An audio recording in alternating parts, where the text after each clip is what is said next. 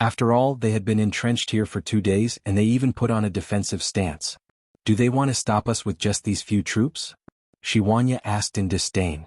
Your Majesty, the winged cavalry requests an order to attack and exterminate this rebel army to show the might of Dayo's army, Gong Jing requested for the order. Approved. Shiwanya, send someone to attack together with the winged cavalry, the Empress instructed. Yes. The two of them excitedly went to prepare. Just as Rinpochen descended to the plain below, a Baihu came to report, Sir, the water level of Li River has dropped a lot since the last time I was here. Rinpochen glanced at this Baihu. He had come from the south to seek shelter, and his surname should be Qiao. If it was just a drop in the water level, he wouldn't have come to report like this. He was afraid that there was a problem. How much has it dropped? Rinpochen asked. It has dropped by at least 1 meter. Some of the shallower riverbanks on both sides have been exposed, the Baihu said in a deep voice.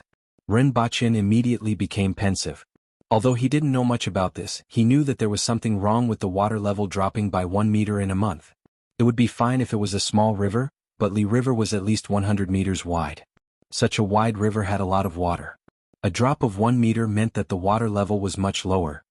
Sir, I was thinking about this before. I guess that the water level dropped because of the lack of rain these days. Another Baihu came over and laughed. This person's surname was Su, and he came from the south. Rinpochen responded faintly and asked the Baihu who had made the report, What do you think is the reason? I don't know.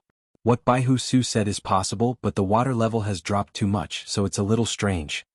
That Baihu whispered, Sir, you can send someone upstream to take a look. That's right. Rinpochen nodded and said, Guards. My lord. The 2 guards beside him hurriedly urged their mounts forward. Take him down. Rinpochen pointed at the Baihu with the surname Su and ordered, Sir. Su Baihu's facial expression changed drastically. If I said something that I shouldn't have, please forgive me. Su Baihu didn't dare to resist and was brought to Rinpochen by the 2 guards with a miserable look on his face. I heard that we have to offer sacrifices to the sea god in the sea and the river god in the river.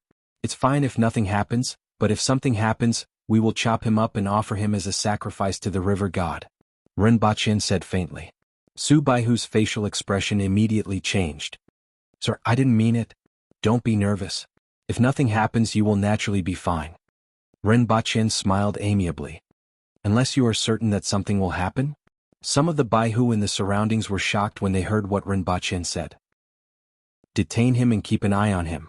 If he escapes, I will offer you 2 as a sacrifice to the river god. Rinpochen told the guards to detain Su Baihu and went to see the Empress. Your Majesty, ask Protector General Shi and Captain Gong not to rush into action. Let's go ahead and take a look first. What did you discover? A little speculation. I want to see it with my own eyes, Rinpochen said. All right. The Empress knew that Rinpochen must have discovered something for him to say this. A moment later she called Shiwanya, Zongshen and Gongjing over and went to the riverbank to take a look. Rinpochen stood by the riverbank and looked around.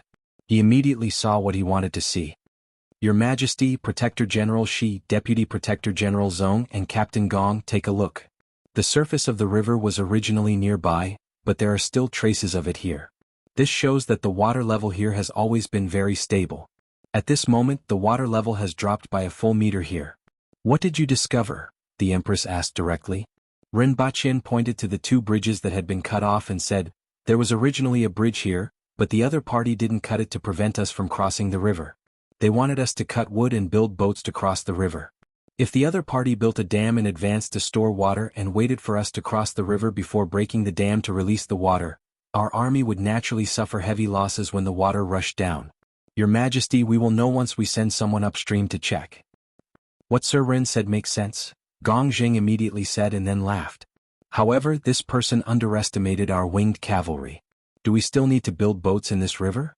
As long as we throw the tree trunks into the river, we can cross it. Then the winged cavalry will attack the enemy? Currently, there are 700 winged cavalry warriors, and we won't be able to easily lose them, Rinpochen said.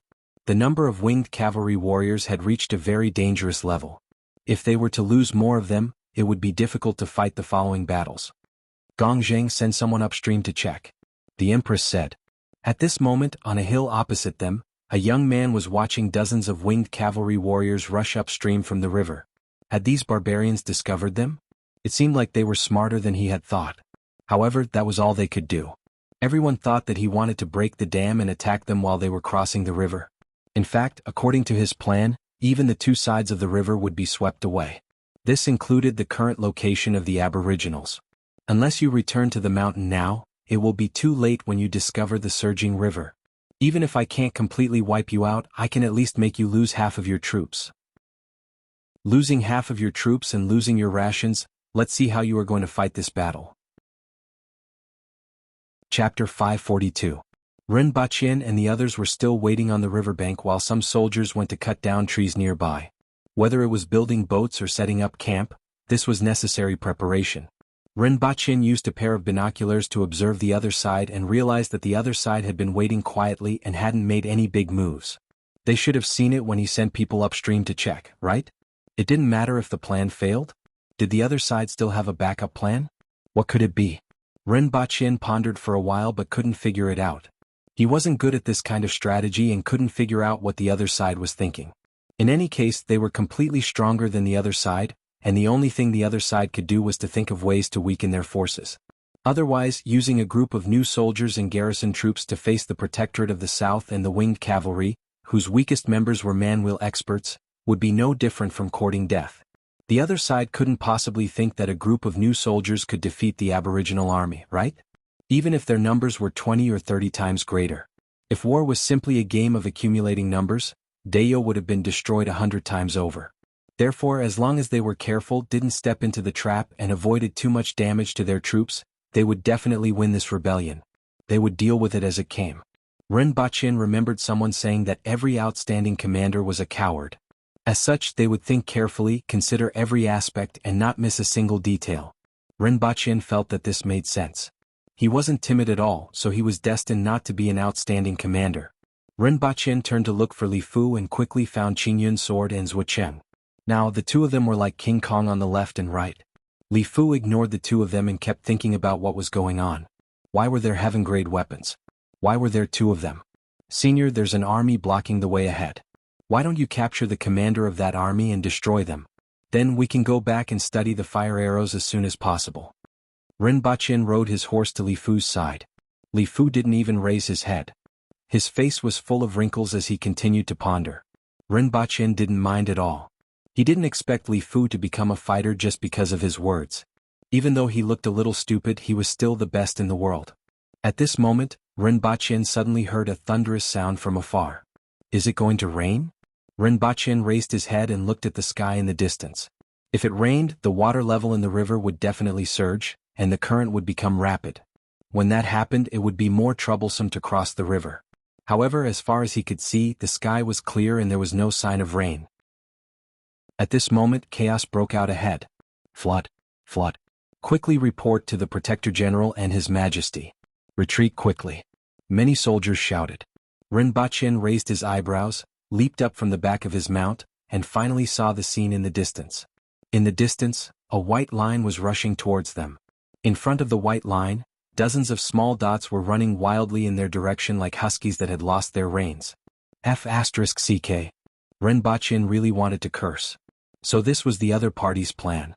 The other party was not waiting for them to cross the river to burst the dam. The other party had accumulated enough water to flood both sides of the river. It was no wonder that the other party was not in a hurry. Even though they knew that they had sent people upstream to investigate, they did not take any action. The Empress and Jianghu were faster than him. They had already leaped into the air and saw what was happening. They immediately shouted, "Everyone retreat to the mountain and throw away everything. Everyone retreat quickly. Don't panic. Quickly retreat to the mountain in order of distance," Jianghu shouted. Rinpoche landed on the back of the fork-horned cow and looked at the hill next to him. The rear of the army was close to the hill, but some people in front were already close to the river and were at least 1.5 kilometers away from the hill. With the speed of a man-will expert, it would take about 3 minutes to cover 1.5 kilometers. The white line that they saw just now would take at least 3 minutes to reach this place. It seemed like they could make it in time, but the problem was that there were nearly 10,000 people gathered in such a large area, and it was impossible to escape. Just like now. Rinpoche looked around and saw that the soldiers near the hill had quickly retreated up the mountain, but the area around him was in a mess. Even if Shiwanya repeatedly shouted for them not to panic, chaos was inevitable. It would be fine if he had more time, but there was no time now. Whether it was water or fire, they couldn't wait for anyone. Kill? At this moment, a battle cry was heard from the hill again. An army of about 1,000 people rushed over from that direction and was met with a rain of arrows before they even got close. It's not an army, it's a martial arts practitioner. Even though Ren Bachien was far away, he could immediately tell their identities from their movements. It was almost impossible to ambush an army nearby, but it was entirely possible for a group of 1,000 martial arts practitioners to approach quietly. Damn it, are the people from the rearguard commandery eating sh*t? Ren Bachien was furious. The situation here was already chaotic, and the appearance of an enemy force on the hill made it even slower for them to return to the hill. If this continued, there was no telling how many people would die in this flood. Let's go. The Empress landed beside Ren Bachien, grabbed him with one hand, and charged toward the enemy force that suddenly appeared on the hill. Senior Li Fu. Ren Bachien shouted down at this moment. Your Majesty, look for Li Fu. Otherwise, even if we kill the people on the hill, I don't know how many people will be washed away by the current speed. After hearing Ren Bachien's words, the Empress looked for Li Fu in the air, made a turn and landed beside him. Senior, please help. Ren Bachien cupped his hands at Li Fu. I'm not going to get involved in the affairs of you little guys. Li Fu looked at him and shook his head. If we lose this battle, the South will be in chaos. Outside there are the Qin Nation, the Yun Nation, and Great Xia eyeing us covetously. If there is an internal rebellion, how will we have the ability to develop technology and manufacture rockets? Senior, please help us. You don't have to attack the rebel army, just ask for help from these soldiers. When we get back, I will make a kite for you to fly in the sky. Ren Bachien said quickly. Li Fu's previous strike had shocked him. If there was anyone who could turn the tide at this time, it would be this person. Li Fu hesitated for a while before nodding and saying, Fine, I will help you. Get the people to hide behind me. Ren Bachien was overjoyed and quickly said to the Empress, Your Majesty, get those who can't return to the hill to hide behind you. Without another word, the Empress cupped her hands at Li Fu as a gesture of gratitude. She then got everyone to gather behind Li Fu. After everyone had gathered, the Empress carried Ren Bachien and landed on a tree, closely watching Li Fu's every move. At this moment, the rebel army on the hill threw down a pile of corpses. After a short fight, only a small portion of them ran to the rear. Their goal was to delay the aboriginal army for a moment, and they had achieved their goal. Ren Bachien looked ahead and saw that the surging tide was only 100 meters away from them. A huge wave that was more than 2 meters tall rushed toward them with great power and rumbling sounds. Li Fu was facing this wave with his staff, and behind him were thousands of soldiers squeezed together. In less than a dozen breaths, the wave was in front of everyone. Li Fu stared at the wave in front of him with a solemn face. The dragon turtle rod in his hand instantly became 2 meters long, and he pointed it forward. Boom! The wave in front of Li Fu exploded in a radius of dozens of meters. Li Fu was satisfied with the effectiveness of this strike. According to his estimation, this strike should be able to create a radius of 100 meters. However, the next second the flood came crashing down. Li Fu was shocked. How could the power of this strike be so weak? Following which, he shook out a sky full of rod shadows and pointed them in front of him. At this point, the wave separated from where Li Fu stood and surrounded the soldiers behind him. The soldiers at the outermost layer could clearly see the countless fish in the water. Ren Bachien and the Empress could see clearly from the tree that Li Fu didn't just use one strike but countless strikes. Countless rod shadows filled the space in front of him. The flood was split apart in front of him and pushed outwards by the rod shadows that he used to point at both sides. The water collided with the water outside and was squeezed together again. However, it just so happened to let the soldiers behind Li Fu pass. From a distance, everyone looked like a reef standing in the water, allowing the water to wash them. Having the experience of smashing a mountain with one strike, Li Fu's rod shadows that filled the sky and split the water 100 meters apart didn't seem very amazing. After all, he only used one strike to smash a mountain, but now he used countless strikes. The area in front of Li Fu was completely covered in rod shadows. However, Li Fu's control of power could be said to be at the peak. He was able to make the flood avoid the soldiers and merge 1 meter behind them. Such control was indeed the best in the world. The eyes of the Baihu standing on the mountain Qingyun sword, and the others behind Li Fu were glowing. At this time Li Fu, who was admired by everyone, wanted to curse out loud. Damn it! Why has my strength dropped so much? This is like seeing a ghost. I thought that I could split the river with one strike, but it took more than 100 strikes to do so. I have to use all my strength to barely protect so many people. If this goes on, I won't be able to hold on for long. Chapter 543. When the water flooded the area, the young man on the opposite hill chuckled. Although he couldn't see clearly from afar, at least half of the enemy didn't go up the hill, which was similar to what he had expected. Without half of their military strength, it would be very difficult for Dayo to take down these people from Tianjin Basin. Unless they mobilized their military strength from other places. They didn't have much military strength in the Qin nation. Hongwu couldn't be moved either as Great Xia was still eyeing them covetously. In that case only the Yun nation could be moved. This allowed Zhu Wuzhen to heave a sigh of relief. However, there was something strange. Why didn't those people escape just now? Instead they gathered together. Very soon he couldn't laugh anymore. He saw that there was a place in the middle of the floodwater with high waves splashing up, blocking his view. That scene was like boundless seawater crashing against a reef. He had seen this scene since he was young and had been deeply imprinted in his mind. Could it be that there was someone who could block the floodwater like a reef? Then he laughed. Even Qi Zixiao could only protect a few people in such a flood. Just now there were at least thousands of soldiers gathered there. Even the most powerful expert in the world couldn't do anything. It was just that the splashing water was a little big, and he couldn't let it go. At this time, Li Fu had separated the floodwater, and the people below were temporarily safe. Ren Baqin finally had the spare energy to look around. What he saw was a vast expanse of water. This side of the river was flooded, and many places on the other side of the river were flooded as well. For example, the vicinity of the hill was flooded as well. As for the distance, it seemed that the terrain was a little higher than here, so it wasn't a big deal. Ren Baqin looked around and began to feel that the hill and the people on it were a little too much of an eyesore. Suddenly, an idea came to Ren Baqin's mind. He first turned to look at the Empress, who was concentrating on Li Fu's rod. He didn't know if she was comprehending it. "Your Majesty," Ren Baqin called out softly. He was afraid that there would be an epiphany in this world and that people would disturb her, so he kept his voice very low. If the Empress was really comprehending the god's rod, his soft voice shouldn't disturb her, right? "What's the matter?" He didn't expect the Empress to immediately ask. "Your Majesty, can you send me to the top of the hill? I have an idea." The Empress glanced at him, carried Ren Baqin, and pounced toward the direction of the hill. Every time they were about to fall into the water, she would slap the surface of the water with her palm and bounce up high. Pillars of water exploded on the surface of the river behind the two of them. Ren Baqin searched around the hill and found his bag first. These things were in the custody of the bodyguards and he had brought them along with him. Then he took out a few skunk bombs. "Protector General Zong, can you shoot this thing at their hill?" Ren Baqin found Zong Shen pointed at the hill and asked, "Sir Ren, what are you doing?"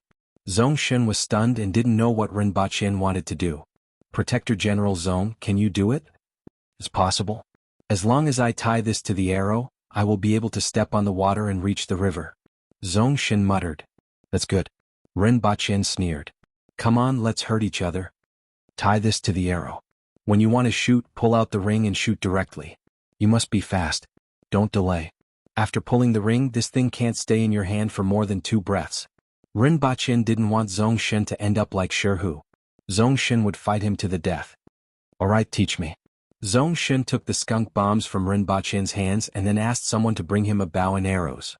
The bow that Zong Shen used was made entirely of metal. It was half the height of a person and the bowstring was as thick as a thumb.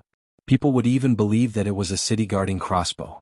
An ordinary practitioner wouldn't be able to pull it at all. Zong Shen tied the skunk bombs to the arrows, changed his position, and adjusted his center of gravity. Then he carried the arrows on his back and asked someone to bring 2 tree trunks that were as thick as an Aboriginal man's arm. They were chopped into 6 sections and clamped between his arms. Then he leaped dozens of meters high from the hill. When he was about to land, he threw a section of the tree trunk at the landing point and did this. After a while, Zong Shen arrived at the original position of the river. After jumping up, he knocked an arrow and shot at the opposite side. He shot 3 arrows in a row. After landing, he bounced up and shot another 3 arrows.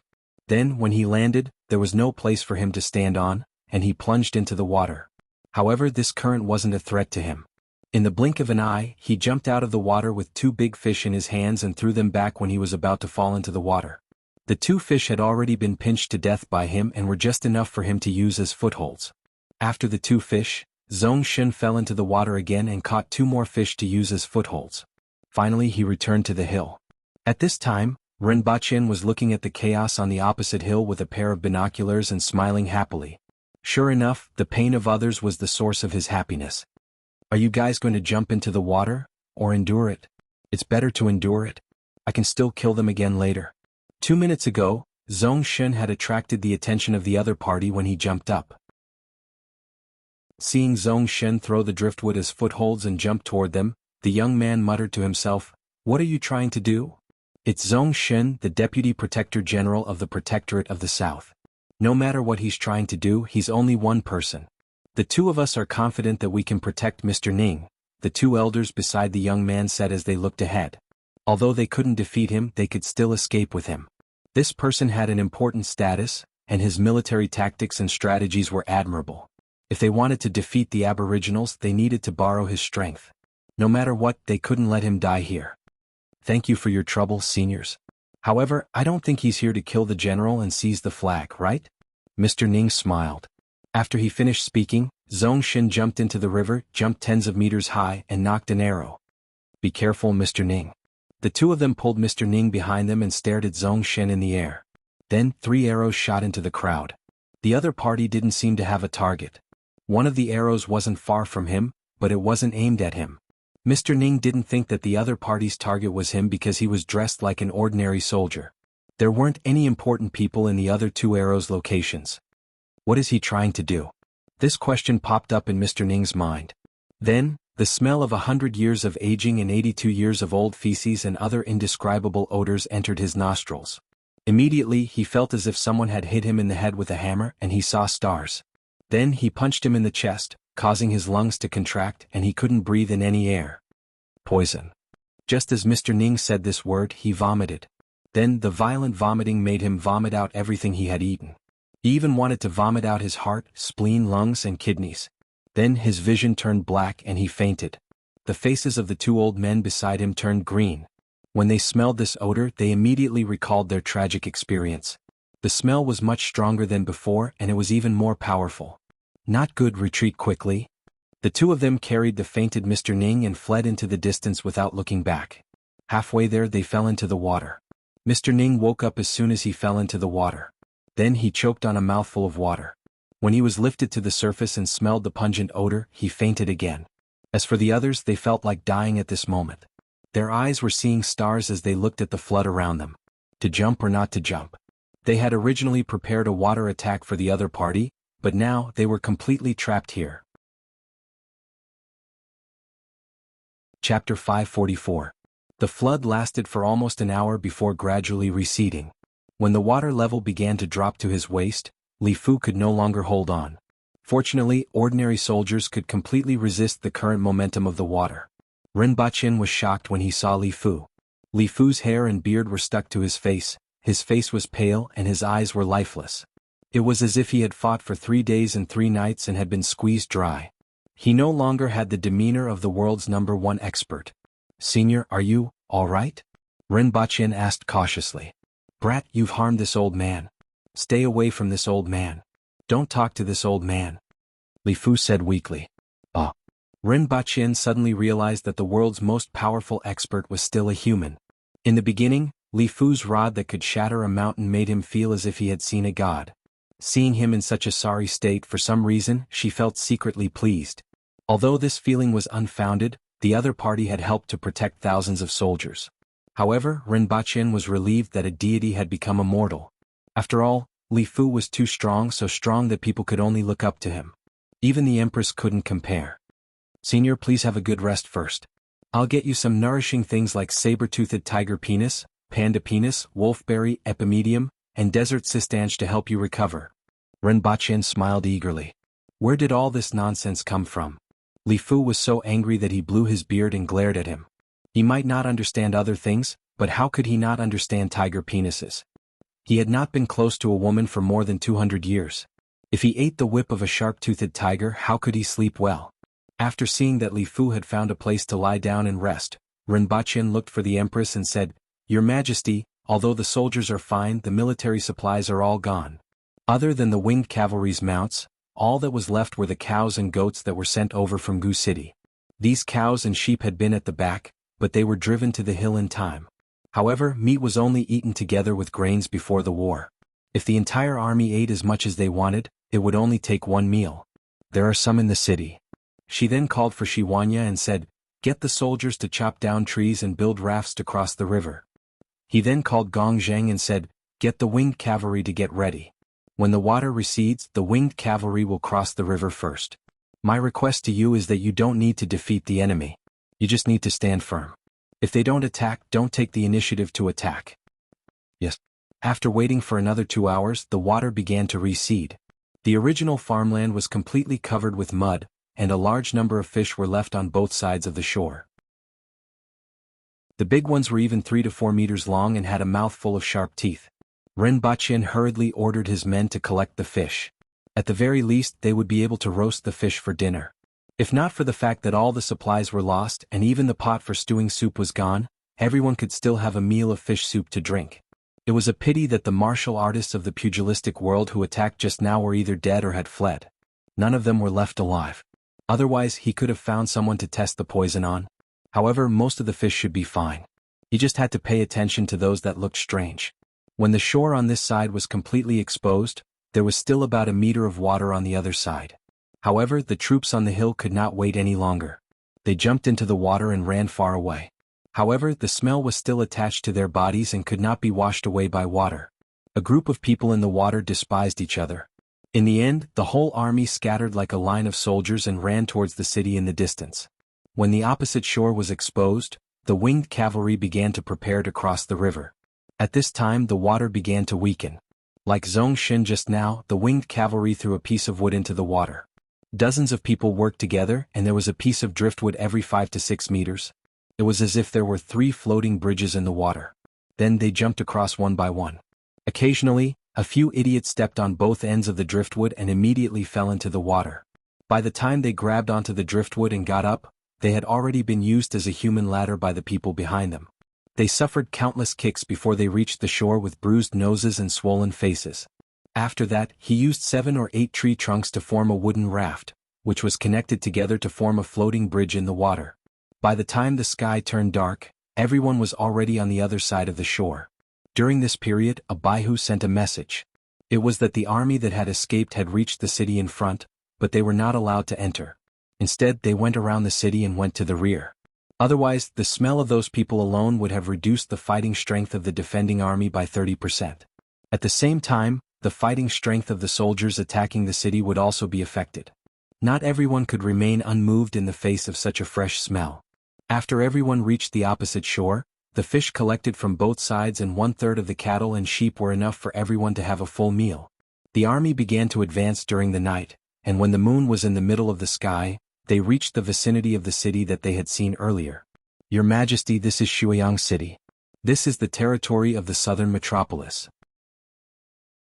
It is said that Xie Kuan of the southern metropolis is in the city, and there are at least 100,000 soldiers in the city." Ren Baqin stood beside the Empress and pointed to the city in front. Under the illumination of the torches, the top of the city wall was filled with soldiers armed with bows and arrows, swords and spears. It was full of an austere atmosphere. On top of the city gate, a few people who looked like generals were looking in the direction of the crowd. They clearly knew that the aboriginal army was already here, but even with the help of the moonlight, they couldn't see too far. They could only vaguely see some silhouettes and hear the sounds transmitted by the wind. They could hear and know where they were, but they couldn't see anything. This made the people on the city wall feel a little depressed. On the other hand, the aboriginals could see everything clearly from the top of the city wall. Pass down the order to rest for 30 minutes and then attack the city overnight, the Empress instructed Shiwanya. Ren Baqin also distributed the grenades that they had brought this time. In the end, there were only 60 to 70 things that looked like smoke bombs. Ren Baqin looked at these things and immediately laughed. Previously, when he bought the grenades, he brought them along with him, thinking that they might come in handy. He didn't expect them to be put to use so soon. He found Gong Zheng and instructed him on how to use them so that he could distribute them. After 30 minutes, Shiwanya began to organize the soldiers. His loud voice pierced through the night sky, causing the people on the city wall to immediately become nervous. They are going to attack. Archers, get ready. Boiling oil. A person who looked like a general on the city wall ordered. The boiling oil that was previously boiling at the top of the city wall was immediately moved to the top of the city wall. Everyone's eyes were fixed on the darkness below the city wall. They could vaguely see silhouettes swaying in the darkness, muffled footsteps approaching the city wall, and loud shouts could be heard continuously. Each and every soldier nervously clenched the weapons in their hands, even though this didn't give them much sense of security. After these days of propaganda, everyone knew what kind of people were in the darkness. They were the savage barbarians. Everyone believed that the city would be massacred after it was breached. Whether it was for themselves or for their families, they had to go all out today. Even if they had to die, they had to take a bite out of the other party. The general at the top of the city wall picked up a torch and threw it forward, immediately illuminating a tall figure. Shoot! Everyone immediately shot the arrows in their hands in the direction that they had seen just now. A group of people who had emptied their bows immediately switched positions with the people behind them, and another batch of arrows rained down on the darkness. In the darkness, a large expanse of saber light also lit up, forming a mass of light and shadow that blocked the arrows. Hundreds of people quickly rushed to the bottom of the city wall. At the same time, dozens of cylindrical objects were thrown toward the top of the city wall. Lower your heads. Gong Jing shouted, and all the winged cavalry warriors immediately lowered their heads. Bang! Different from the explosion of a grenade, there was a loud sound that was accompanied by a strong light that exploded in the air. It was a blinding area of up to 30 meters, and it was in the middle of the night. Everyone was staring at the darkness closely, and the sudden flash caused even more damage. More than half of the people on the top of the city wall who were staring down only felt their vision go white, and then they couldn't see anything. This included some of the martial artists on the top of the city wall. All of them covered their eyes and howled, "I can't see anything." However, not only could many people not see anything, but they also couldn't hear anything. In addition to the intense light that reached up to 1 million candelas, the explosion of the flash grenade also produced a noise that was 170 to 180 decibels at close range, causing some people to temporarily go deaf. Suddenly they couldn't see or hear anything, and it caused a huge panic on the city wall. Due to the sudden fear, many people squeezed and bumped into each other. One by one, boiling pots of oil were knocked over, causing even more chaos. Many people even fell from the top of the city wall in panic. At this moment, hundreds of small melons were thrown onto the top of the city wall. Boom, boom, boom. A series of explosions and flames immediately rang out on the city wall. After that, 700 winged cavalry warriors jumped onto the city wall and used their saber lights to create a rain of blood. Previously, the rebel army had made all kinds of preparations and plans. Even though the landslide and water attack strategies had failed, they still had a certain level of confidence. They had enough troops to defend the city. Chapter 545. When the winged cavalry attacked the top of the city wall, the city commander's residence was brightly lit. Xie Kuan sat at the head of the table with a glass of wine in one hand, looking like he was deep in thought. Earlier in the afternoon, he had received news from his scouts that the Aboriginals did not lose more than half of their forces, as they had expected. Instead, they suffered almost no losses. This made him unable to understand how the Aboriginals had managed to do it. Subsequently, he guessed that the Aboriginals would likely attack the city overnight. After all the supplies had been washed away. If they didn't attack the city, they could only retreat to Jianghu. From the way the Aboriginals crossed the river, it was clear that they would not retreat. In that case, the rations in the city would be something that the Aboriginals had to obtain. In that case, there was an 80% chance that the Aboriginals would attack the city overnight. Thus he was already prepared. Even though the ancient race was strong, their numbers were too few. In total, there were only 10,000 of them. There were 100,000 soldiers in the city. Rao Yu and Tai Zai had returned to the other two cities in the afternoon to prepare for war. As long as they could hold on for another day, another 200,000 soldiers would arrive. At that time, he would like to see how the 10,000 Aboriginals would win against the 300,000 soldiers. Even 300,000 cows and sheep would make their hands go limp, let alone 300,000 soldiers. Thinking of this, Xie Kuan drank the wine in his cup and asked casually, "Is Mr. Ning still in the room?" "Yes." The attendant had a smile on his face. Mr. Ning had already taken a bath for the entire afternoon, but the smell could only be said to have lessened a little. Now he was directly soaking in the bucket. He had to change the water every half an hour to make himself feel less smelly. Don't be slow, Siakuan said faintly. Although neither of his plans had caused any harm to the Aboriginals, he felt that this was the will of the heavens.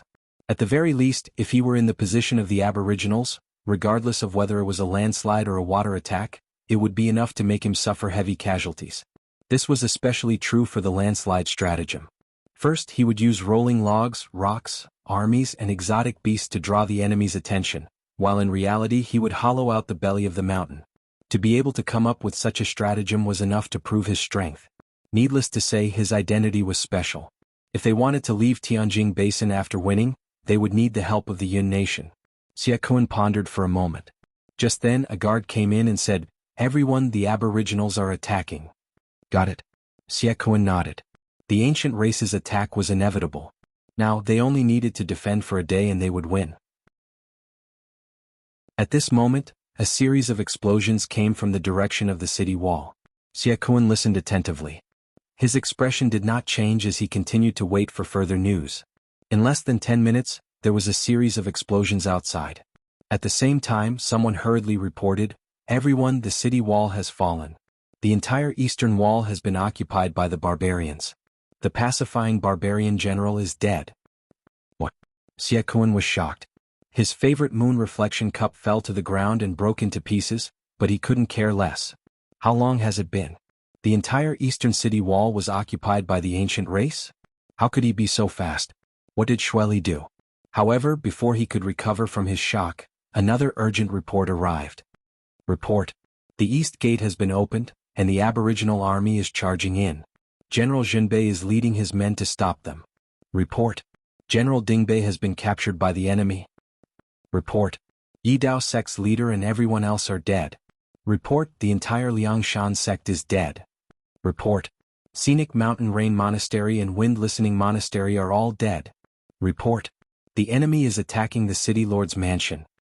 A series of urgent reports made Siakuan's face pale, and beads of sweat rolled down his back. How was this possible? How could they be so fast? Someone informed the north and south barracks to quickly intercept the enemy. Siakuan shouted. Get someone to go to the granary in the west of the city and wait for my orders. If they can't hold on, burn the granary, Siakuan said while gritting his teeth. Get someone to send the young master and young mistress out of the city and bring the madams to the hall. At this time Rinpochen rode a goat through the city gate. It was the kind of giant goat that the winged cavalry rode. In front of him was the army of the Protectorate of the South that was charging forward like a tidal wave. In the beginning they used flash grenades and grenades to make more than half of the defenders on the eastern wall lose their combat power. After quickly occupying the city wall, they opened the gate for the army of the Protectorate of the South to attack. This really caught the enemy off guard. In a short period of time, they cleared one side of the city wall and quickly advanced into the city. However, after being caught off guard at the beginning, the enemy began to counterattack, which slowed down the advancement of the army of the Protectorate of the South. In particular, the entire army was crowded on 3 streets, which made their advance even slower. Fortunately, the weakest Aboriginal soldiers were at the manwheel level, and ordinary houses couldn't stop them at all. Many troops jumped onto the houses and advanced quickly. After reaching the left and right side of the enemy, they jumped down from the roofs and landed in the middle of the enemy troops to kill them. Occasionally there would be a little accident. Rinpochen saw with his own eyes a group of people jump onto a house next to them and then disappear. After a long time, a group of people came out of the house dejectedly. Someone, Rinpochen called out. Sir. Get the people from the rearguard commandery to spread out and look for the enemy's granary. Don't let them burn or poison it, Rinpochen ordered. As the order was passed down, many Baihu behind Rinpochen rushed into the nearby houses, asked for the location of the granary, and headed toward the west of the city. Rinpochen followed the army from afar and slowly moved forward. The corpses under his feet began to increase, and blood stained the entire street. The smell of blood was everywhere. Broken limbs and blood sprayed on the walls were everywhere. Amitabha. Rinpochen sincerely chanted the name of Buddha from his mount. He didn't know if he would go to hell if he died because he couldn't even bear to kill a chicken. At this moment, the door of the house next to him suddenly opened, and a few people who looked like commoners rushed toward Rinpochen with kitchen knives made of bone. Go to hell, you thieves! The eyes of these commoner men were filled with fear, and their faces were distorted with extreme fear. However, they still refused to stop. The barbarians didn't leave anyone alive. If the city was breached, they would massacre the entire city. This was what Xie Kuan had repeatedly instilled in them these days. In this era, they had almost no channels to get information from the outside world other than what they heard from the mouths of others and the billboards in various parts of the city. Coupled with Xie Kuan's repeated indoctrination, they were deeply convinced. Therefore, when they saw Ren Baqin, who looked like a high-ranking official, these commoners couldn't help but rush out. As they rushed out, a few young people also rushed out from another direction.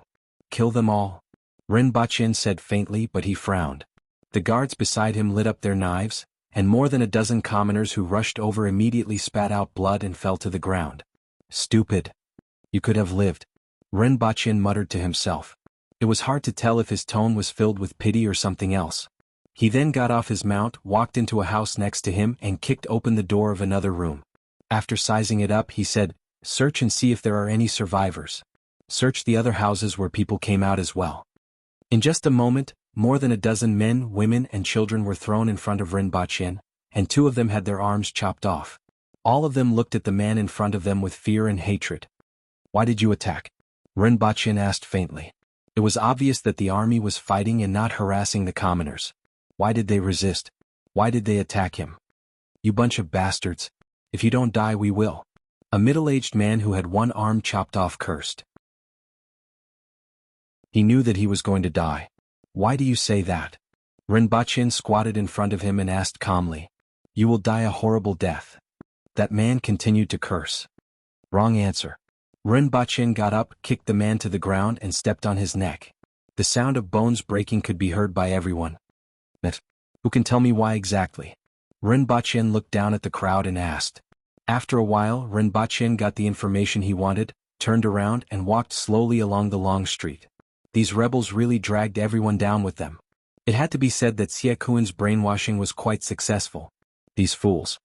Sir, these people. Kill them." Chapter 546. "Sir Ren, it's time to leave. There's an army coming from behind. It's the enemy." As Ren Baqin walked on the street, endless shouts of killing could be heard in front of him. A guard suddenly ran to Ren Baqin's side, lifted him, and placed him on his mount. There were 18 other guards around him. There were supposed to be 20 of them, but Sherhu was placed on leave by Ren Baqin and was still staying in Jianghu. "They are civilians. How dare they drag civilians out and kill them? Your parents and relatives are all in the city. If Shuiyang City is breached, everyone will die. Even if you have to risk your life, you must kill all these barbarians. Even if you don't have any weapons, you must take a bite out of them." Behind Ren Baqin, shouts of anger or mixed with other emotions could be heard. However, these words and the corpses as proof were quite effective in boosting morale. Ren Baqin rummaged through his bag on his mount. There was a pistol, an AK, more than 100 bullets, a few grenades and a few skunk bombs. Unfortunately, his gun was in Gu City and he didn't have enough bullets. Otherwise, he could have staged a 1 versus 10,000 show. Looking back, he could already see a tidal wave of soldiers surging in his direction. Ren Baqin picked up a skunk bomb, pulled off the safety and threw it toward the rear. "Oh no, it's poisonous." The tidal wave of soldiers panicked. "Don't be afraid. This isn't poison, it's just a little smelly." Someone immediately shouted from the houses on both sides. It seemed like they had seen this thing before. However, the smell was really suffocating. It was as if a huge rock had been crushed on one's chest, making it hard to breathe and easy to pass out. The people at the front were pushed into the range of the skunk bombs from behind. They held their chests, vomited, and shed tears as they rushed forward. When they finally ran out of the range and could take a breath of fresh air, they were greeted by another skunk bomb. "Be careful, sir." The guard waved his saber to deflect the hidden weapons that fell from the houses on both sides. "Send 6 people up and kill the pursuers on the roof. Send 1 more person to speed up. Blark. Send some more people to block the enemy. Blark."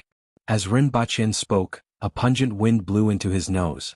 Although there were enemies blocking the way, logically speaking, their current speed of advancement was not considered slow.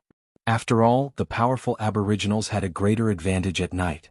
If one were to look down from the sky, the 3 armies would look like 3 gluttonous snakes that were constantly devouring Daodu in front of them.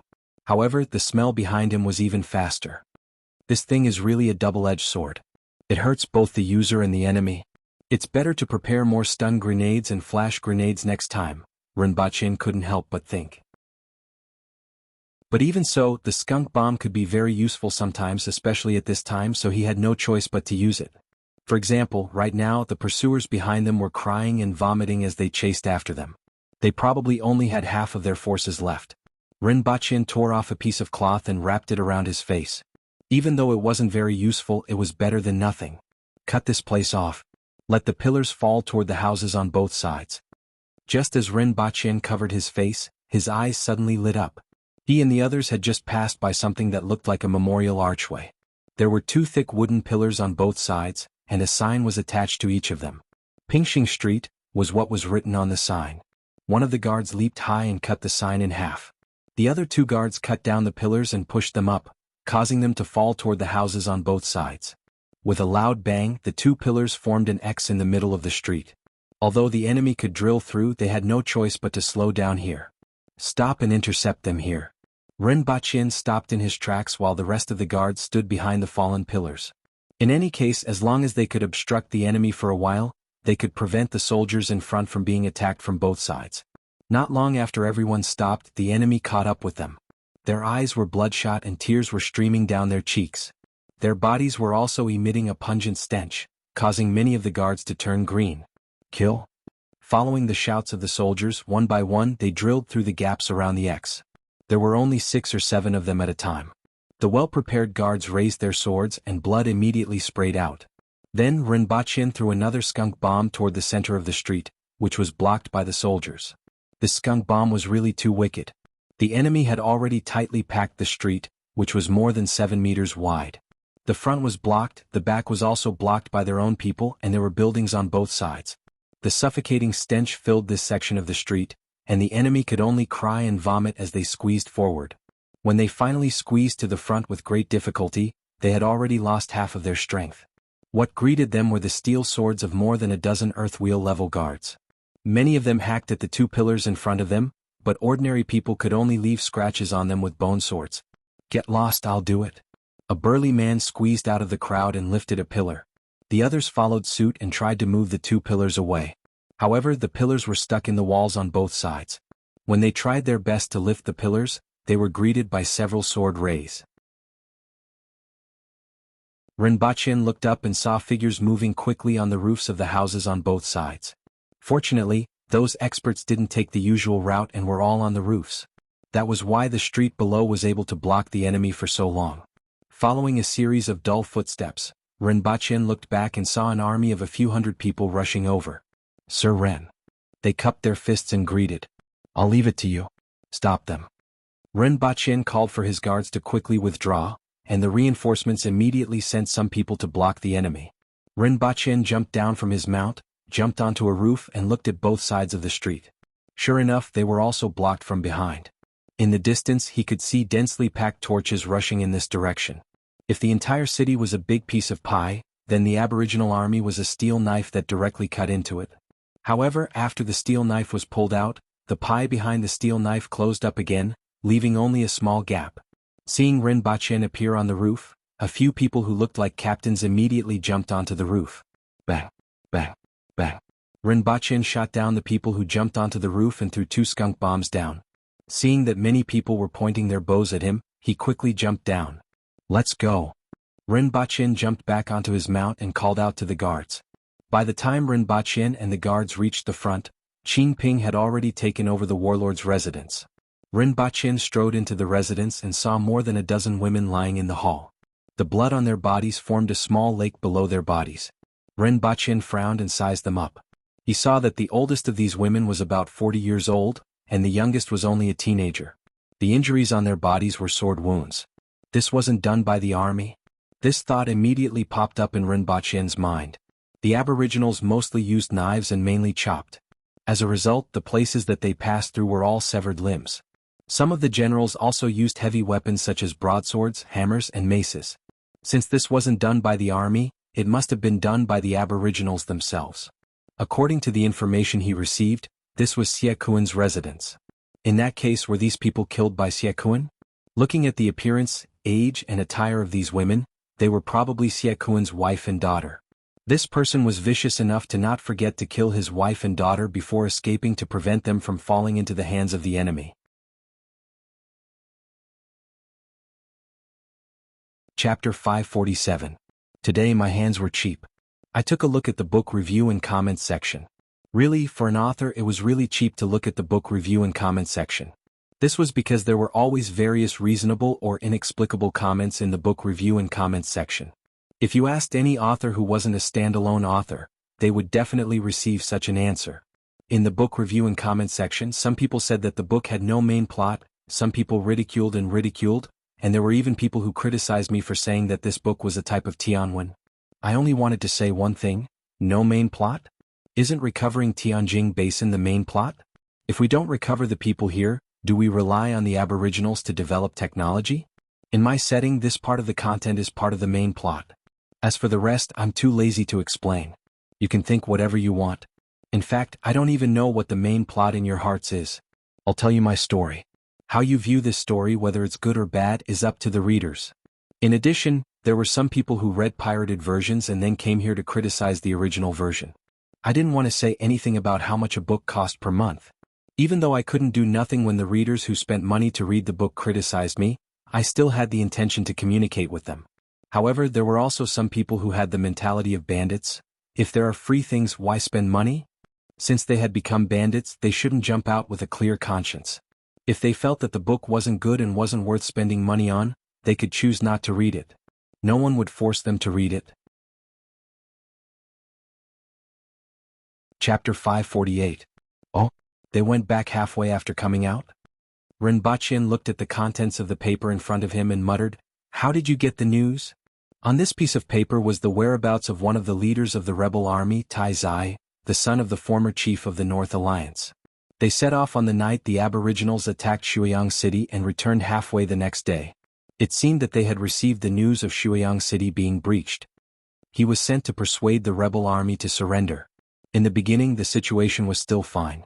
Later on, as the news of the surrender spread, the rebel army began a large-scale manhunt. Some of them were killed while some escaped and went into hiding. This person hid in time. I just got in touch with him, Zhuoleng said in a deep voice. Where is he? Rinpoche asked. He didn't come back. This person is now a lieutenant under Tai Zai. When the army crossed the river, many people who were in hiding came to Shuiyang City. He was the one who brought the news back through others. Those people who didn't surrender but didn't recognize him? Did he use some means to hide his identity? Rinpoche was puzzled at first, but he soon understood. Yes, he has been using a fake face for the past few decades. This time he used the same face to persuade people to surrender. When he sensed that something was wrong, he immediately changed his identity. I just found out about this, Zhuocheng said, sounding a little incredulous. This person wasn't a nobody, but he had been wearing a fake face for decades without anyone noticing. If it weren't for this incident, perhaps no one would have noticed. This was really amazing. He's a talent. What's his name? Rinpoche was a little happy. Such a person could be very useful. Rinpoche immediately thought of letting this person train spies in the future. Sir, his name is Hu Cheng. He's at the upper level of the man-wheel level, Zhuoleng replied. Is there any way to contact him? Rinpoche asked. Although he wasn't very strong, his strength wasn't the most important thing about him. He left a way to contact him. As long as you put the news somewhere on time, he will naturally get someone to retrieve it, Zhuoleng said. Well, let him bring back important news from Tai Zai and don't expose his identity because of some insignificant news. If you discover that something is amiss, get away in time. If necessary, send someone to support him, Rinpoche instructed. As for those who came back, I'll meet them in the afternoon. Have you found the location of the rearguard commandery? Sir, we found a suitable residence. The owner has already moved elsewhere. Yes. Rinpoche nodded and asked, how are the 3 scholars from Great Xia doing? Not bad. You can infer some useful information from some intelligence reports. After understanding the situation, Rinpoche dismissed Zhuoleng. In the afternoon, he met with those martial artists who had managed to escape the calamity in the south and absorbed them into the protectorate. After all, those who survived in that kind of situation were either good at hiding, good at escaping, or careful and cautious enough. No matter which one it was what he needed. At night, Rinpoche returned to Earth. He had been busy with various things in Dayo for the past few days and could finally rest after returning to Earth.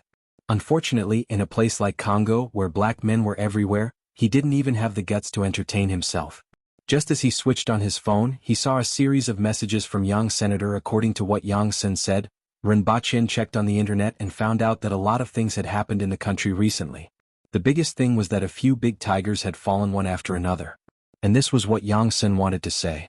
It seemed like this was his explanation for Rinpoche. Looking at the slightly familiar names and their identities, Rinpoche finally heaved a sigh of relief. Fortunately, he didn't use some small fries to fool him. Regardless of whether there were other people or not, at least what he saw was enough. It was also enough to deter others. Presumably, he would be able to live in peace for a period of time in the future. After staying in Congo for another 2 days, Rinpoche made contact with a relatively big arms dealer. He was said to have a lot of connections. Some things that weren't easy to get could be obtained if one was willing to pay a high price. For example, a tactical nuclear bomb with a yield of 2,000 tons. Back then, the US bombed a 14,000-ton atomic bomb, causing 200,000 casualties. The number of deaths on that day was 80,000. If used well, a tactical nuclear bomb with a yield of 2,000 tons was enough to wipe out an army of tens of thousands. This kind of power could already be considered a precious military artifact. What was more precious was the deterrent power of this weapon. As long as it was used once, everyone would have to kneel if a nuclear warhead was thrown at them. Unfortunately, this was only a rumor. Since both parties weren't familiar with each other, the other party naturally denied it. Rinpoche left the contact information of the arms dealer and was prepared to find out more about him in the future. If he could get 1 or 2 nuclear bombs from the other party, he would definitely give one to Xia Baichong. After settling this matter, Rinpoche finally got on the plane for the return trip. The moment he stepped on the plane, many people in the distance heaved a sigh of relief. Many people were afraid that he would hook up with some flirtatious slut outside, which would be troublesome. Rinpoche got off the plane and rushed straight to the Messier 87 department. He was very interested in the research results that Yang Sen had sent him. Both parties met and pretended that nothing had happened in the past month. You said that you found meridians? Rinpoche was the first to ask. This kind of research progress made him extremely concerned. Yes, take a seat first. Yang Sen asked, do you want some tea? After making 2 cups of tea, Yang Sen said, we have indeed found it. It's called the mesenchyme. In fact, it was first discovered overseas. It's an extremely small network of channels filled with liquid that penetrates the connective tissue. It exists under the human skin and is responsible for the circulation of water in the human body. It's like the highway of liquid flow in the human body. The mesenchyme is known as a kind of organ. Although it was first discovered overseas, there hasn't been much research on it due to the lack of time. Recently, our researchers have made a new discovery through the corpses provided by you and some man-will experts who have reached the man-will level. After a practitioner reaches the man-will level, the essence and blood in the body will be transformed into qi. This qi is constantly flowing in the body, and the channel through which it flows is the mesenchyme. This is also known as the meridians. After Yang Sen finished speaking, Rinpoche immediately gave him a thumbs up and said, great discovery. After this discovery, we have already optimized the previous martial arts techniques. Now it is more suitable for warriors in the environment of Earth. I want a copy. Rinpoche laughed. The research had finally yielded results, and it was indeed a happy thing. Now he finally saw some returns. He could rest assured that he could hand over this kind of optimized martial arts technique to his parents in Renwanyan. We need more martial arts techniques. The more comprehensive the database is, the more we can research, Yang Sen said. Yes, I just happen to have a batch of martial arts techniques. It's better than what you have obtained previously, Rinpoche said. You really won't release the eagle until you see the rabbit. Yang Sen couldn't help but say, don't say that.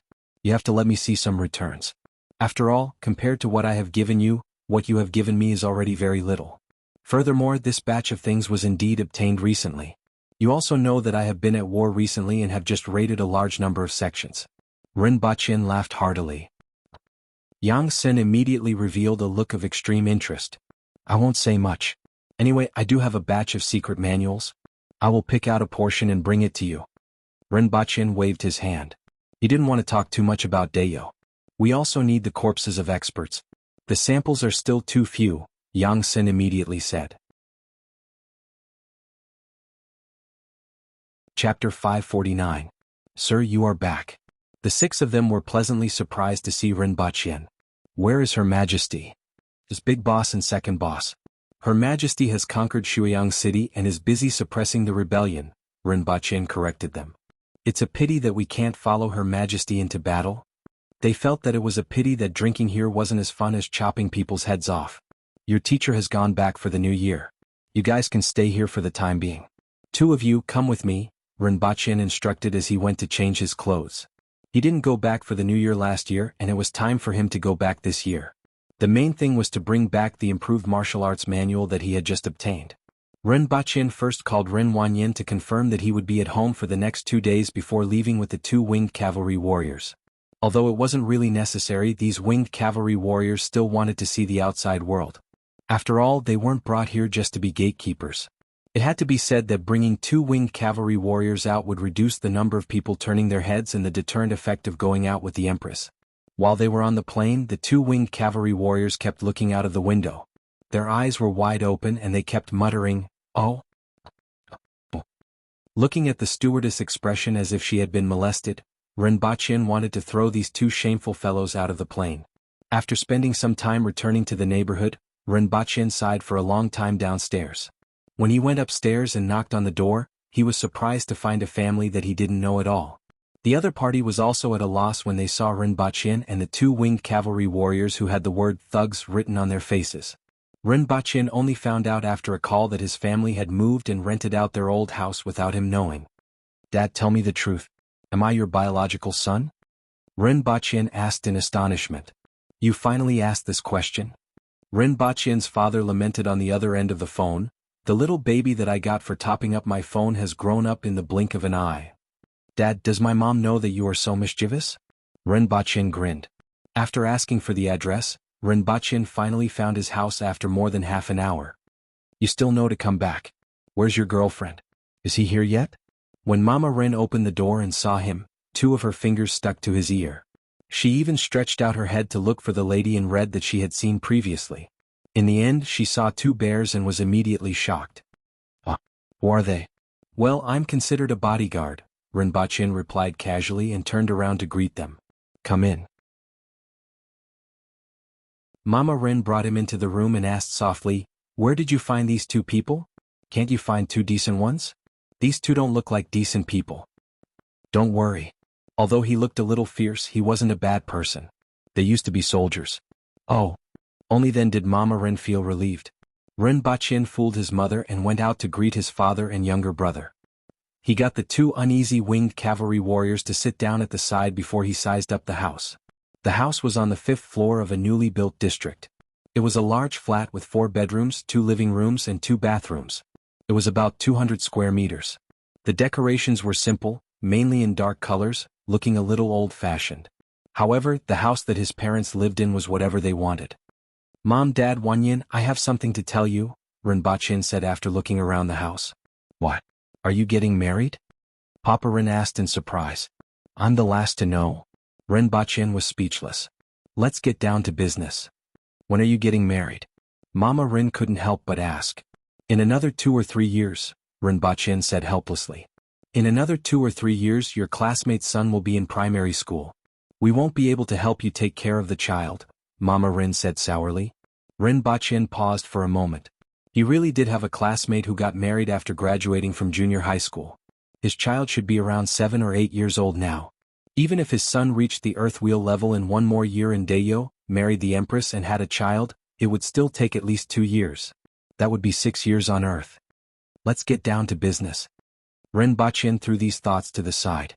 Papa Rin and Mama Rin could finally sit on the sofa and listen to him. Now, the nation has sorted out the ancient books and researched the cultivation method. Although it can't make you immortal, it can strengthen your body and prolong your life. I have practiced Tai Chi and your mom can do square dance. Papa Rin looked like he thought Rinpoche was going to say something, but it turned out to be this. It's not the same. Rinpoche shook his head. He raised his hand and smashed the coffee table in front of him, smashing it into pieces. Papa Rin, Mama Rin and Rin Wanyin were shocked. This coffee table was made of solid wood that was 6 centimeters thick. Even if it was smashed with a hammer, it would have to be a large one. Rinpoche actually smashed it with his bare hands. That's basically it. Strengthen your body and prolong your life.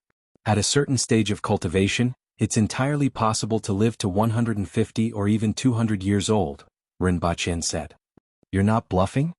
The three of them still felt that it was a little unbelievable. They knew what Rinpoche was like originally. However, in recent years he had become a little unrecognizable. Being rich was one thing and it was still within an acceptable range. However, the scene in front of them was a little scary. This slap on the coffee table. If it were to be slapped on a person. It was scary just thinking about it. If this kind of martial arts is spread, it will have a great impact on society, so it won't be made public for the time being. However, some people have already started to practice it, especially in the military and some special departments. So what you mean is, I brought it back for you to practice. Don't you have any confidentiality rules? If others find out, you don't have to worry about this. However, you can only practice it yourself and can't pass it on to others. Don't leak it, including my 7 aunts and 8 aunts. If it gets out, I will be in some trouble, Rinpoche said faintly. The nation wasn't ready and wouldn't make it public for a while. Even if Yang Sen didn't inform him, he wouldn't do this. The more people who knew about it, the higher the possibility of it getting out. It wouldn't be good if it caused trouble. After a while, the three of them finally digested what Rinpoche said. He then took out a USB and plugged it into the TV for them to watch. At the same time, he also explained some of the things that needed attention. In addition, he would get people to send some food regularly in the future.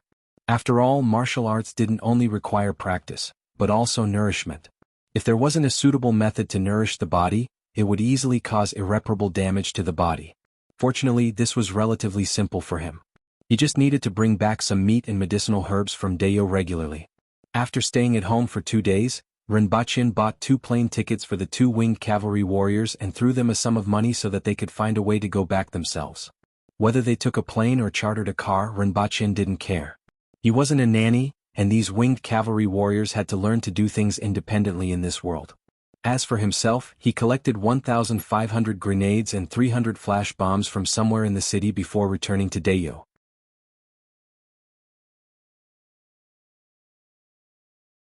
Chapter 550. After the Aboriginals occupied Shuiyang City, the people in the city experienced despair at the beginning. After Rinpoche got people to shout throughout the city, they gradually calmed down after a few days. Although they were still afraid and at a loss for the future, it seemed that these barbarians didn't kill anyone on sight as they had previously thought. Although there were still people who were captured and beheaded from time to time, these were the people who had hidden rebel soldiers in their homes. The ordinary people weren't affected much. This made many people heave a sigh of relief. They prayed every day that such days would continue and that these barbarians wouldn't become beastly and raise their butcher knives against the commoners. If it wasn't for the fact that they couldn't leave the city, many people would have wanted to leave the city to hide. After 3 to 5 months they would be able to see clearly. Sir, there are a total of 73 households harboring rebel soldiers, and 6 of them are wealthy families. Zhuoleng handed a list to Rinpoche. Rinpoche took it, scanned it, raised his head and asked, "Why do you think this is so?" "Sir, I don't understand."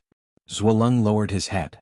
"Why do you think these people risk their lives to shelter the rebel soldiers? Unless they are close relatives, it would be very difficult for them to do so, right? But if they were close relatives, why did these hidden rebel soldiers stay there even though they knew that doing so would implicate those who protected them? Some of them would rather risk their lives to protect others, but the others would rather help their own people risk their lives than give up their lives. From this point, it seems that both parties have the same goal. However, I'm very curious about what these 2 types of people are thinking," Rinpoche said faintly. Zhuoleng opened his mouth. At first he thought that this was an easy question to answer. Because they were close relatives, they were sheltered. But as Rinpoche spoke, he began to be puzzled. Right, why would those people risk their lives and not give up their lives to come out? "Sir, I also don't understand," Zhuoleng said. "Is that so? One side is thinking for the people of the other side while the other side is only thinking for themselves." Rinpoche laughed. "Let's go and take a look." Rinpoche stood up. A moment later, Rinpoche left the residence with 20 bodyguards. There were a few baihu and dozens of tiki leading the way in front. Among them, there was even a strong man who was familiar with this place. "Zhuoleng!" Rinpoche shouted. Zhuoleng immediately steered his mount to the back of Rinpoche. "Have you arranged everything? Arrest them one by one. Don't let some of them run away after hearing the news," Rinpoche said. "Sir, everything has been arranged. They won't be able to escape," Zhuoleng immediately guaranteed. "Lead the way." The horses galloped on the stone road, and the crisp sound of hooves could be heard. A few commoners who had no choice but to come out of their houses saw them from afar, and they shivered and hid at the side. Rinpoche sat on his mount and looked to both sides. Occasionally he could see figures appearing by the window or the door, looking at them with fear. The feeling of being feared could not be said to be good or bad. There wasn't much sense of accomplishment, but it wasn't too disgusting either. After walking for an hour in the city, they arrived at a civilian area and stopped in front of an alley. The Baihu led the tiki and rushed into the alley. Finally they smashed open the doors of each house. The noise and 2 screams could be heard from afar. After a while, 4 people were escorted in front of Rinpoche. A few of them stayed behind to guard the place while the others went straight into the distance to continue the arrest. 2 of them looked to be in their 40s. They were a man and a woman in tattered clothes, and they gave off the vibe of old age. Generally, people like them looked much older than they actually were. Life had already dragged them down. The other 2 were 16 or 17 years old youths who were full of youthful vigor. At this moment the 4 of them had a knife on their necks. They looked up at Rinpoche with fear. Many people in the surrounding houses were spying on them in the dark.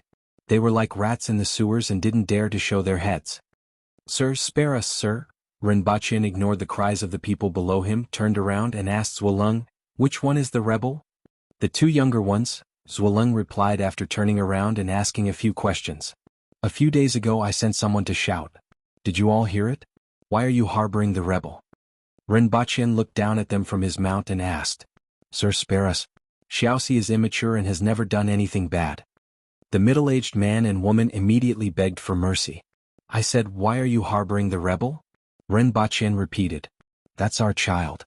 The 2 of them immediately fell to the ground and cried, "Is Xiaoxi your child? What about the other one?" Rinpoche asked softly. It was natural for parents to protect their children, but unfortunately, this child didn't live up to expectations. The 2 of them were so overwhelmed with fear that they couldn't make a sound. After being reminded by the knife on their necks, they cried and said, "He was the one who brought him back. Who's Xiaoxi?" Rinpoche looked down at the 2 young men. Did you hear what I sent someone to shout?" Rinpoche asked. The young man was terrified. His body trembled and he couldn't say a word. "Tell him that he has to answer what I said," Rinpoche said. One of the tiki immediately kicked Xiaoxi, causing him to spit out a mouthful of blood. "Did you hear that?" "Yes." "Yes. Why aren't you coming out?" "When you joined the rebel army you were already prepared to die. Why would you rather drag your family of 3 to death than come out? Speak." Following Rinpoche's shout, the young man's head was hit by the hilt of the knife again, and his head was bleeding. "I'm scared. Is this the rebel army? Is this the so-called rebel army?" Rinpoche chuckled, and his voice was full of mockery. "When you were bewitched by others, you became hot-blooded and wanted to shed your blood for the people of the world. However, when things came to a head, you would rather drag your entire family to death and even bring along a good comrade? It seems like you're quite loyal, but the price is the lives of your parents. If you want to kill me, then kill me," the other young man roared angrily. "Well, you're very strong-willed. If you were strong-willed, you would have died in battle long ago. At the very least, you should have committed suicide in their house. They would then drag your body out and say that a rebel army broke into their house and killed you. This way you might have been able to escape with your life. However, you didn't do that. Instead, you retreated at the critical moment and enjoyed the protection that others gave you at the cost of their lives." Rinpoche's face was full of sarcasm. "You evil ghost. Evil ghost." The young man couldn't bear the meaning behind Rinpoche's words and frantically tried to pounce on Rinpoche. However, he was stepped on by someone. Rinpoche raised his head and asked, "Did you see what kind of people these people are?" "I saw them, sir. Selfish, cowardly, and ignorant. Such people are the rebels." Rinpoche chuckled. Like a demon, his voice was full of malice and mockery and spread to the ears of the surrounding people who were covering their mouths and peeping carefully. "Kill them," Rinpoche said coldly after laughing. A few weapons were immediately inserted into the bodies of these people. "Let's go and take a look at the next one," Rinpoche said. The group of people left on their mounts. After a long time, some people came out of their houses to look at the corpses lying in a pool of blood. All of them looked dejected. After spending half a day, Rinpoche had seen the same show 7 or 8 times. There were various reasons, but the final result was the same. Rinpoche finally lost interest and went back with the guards, leaving the people from the rearguard commandery to continue the arrest. On the way, the guard scratched his head and said, "Sir, I still don't understand why you did this. You actually know how to use your brain to think about why." Rinpoche turned his head and looked at the guard in surprise. "I always feel that people can't understand the way you do things, and it's the same this time. I thought about it and really didn't expect it," the guard said. "Very good. Knowing how to use your brain is the first step for you to evolve from a monkey to a human," Rinpoche praised. "Monkey?" The guard scratched his head and didn't know what relationship he had with monkeys. "Of course." Rinpoche then slowly said, "On the one hand, I'm really curious. On the other hand, I also wanted to make an example out of these people. At the same time, I wanted to expose their hearts to others. This way, some people will think twice before doing something stupid again and see if it's worth it."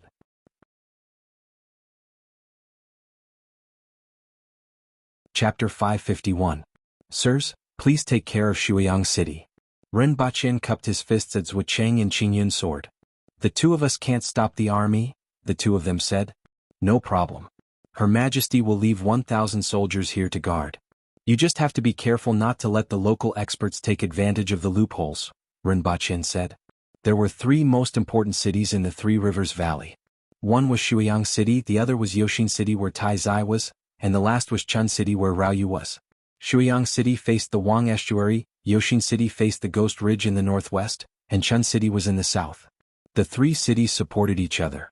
In particular, Shuiyang City was the most important city in between the two cities. Originally, the rebel army was going to delay the Aboriginal army in Shuiyang City. When the other two cities arrived, the Aboriginals would be attacked from three sides. However, they didn't expect that Shuiyang City would be breached in just one night. Xie Kuan was defeated and escaped with tens of thousands of soldiers. At this time, the Empress was preparing to attack Yoshin City in the northwest because it was the only way to threaten the Aboriginals' food supply. However, she was worried that Rao Yu would take advantage of this opportunity to attack, so she left 1,000 soldiers in Shuiyang City. Rinpoche also asked Zhucheng and Qingyun's sword to guard the city. It was impossible for them to attack the city, but it was still possible for them to guard the city, and they didn't refuse. 1,000 Aboriginal soldiers were enough to be used as 10,000 soldiers. Moreover, they were guarding the city. Even if they were attacked, they could hold out for 2 days. Instead, they had to be careful of the enemy experts' surprise attacks. There wasn't much difference between a spirit wheel expert killing a wheel expert and an ordinary person. Killing 1,000 was definitely much easier than killing 10,000. "I'll leave that sleeping fellow to you. If the enemy experts are difficult to deal with, call her." Rinpoche took out a bag of white rabbit creamy candy and threw it to Zhucheng. "Just give this to her when the time comes." Rinpoche now trusted Zhucheng more than Qingyun's sword. Zhucheng wasn't as idealistic as Qingyun's sword. The Lingshan sect was his root. Now, other than Zhucheng and sect master Su Xing, there were only a few people left in the Soul Mountain sect. The rest had all entered the rearguard commandery. On the other hand, even though Qingyun's sword was the first to surrender, he had too many thoughts and misgivings. As a result, he was always restrained. Even when Rinpoche forced him to do a few things, he was still unable to act freely. This made Rinpoche somewhat dissatisfied. After chatting with them for a while, Rinpoche let them leave. The two of them walked out of the house side by side. Zhucheng Kai said lightly, "What are you hesitating for? Being overcautious and indecisive won't accomplish anything."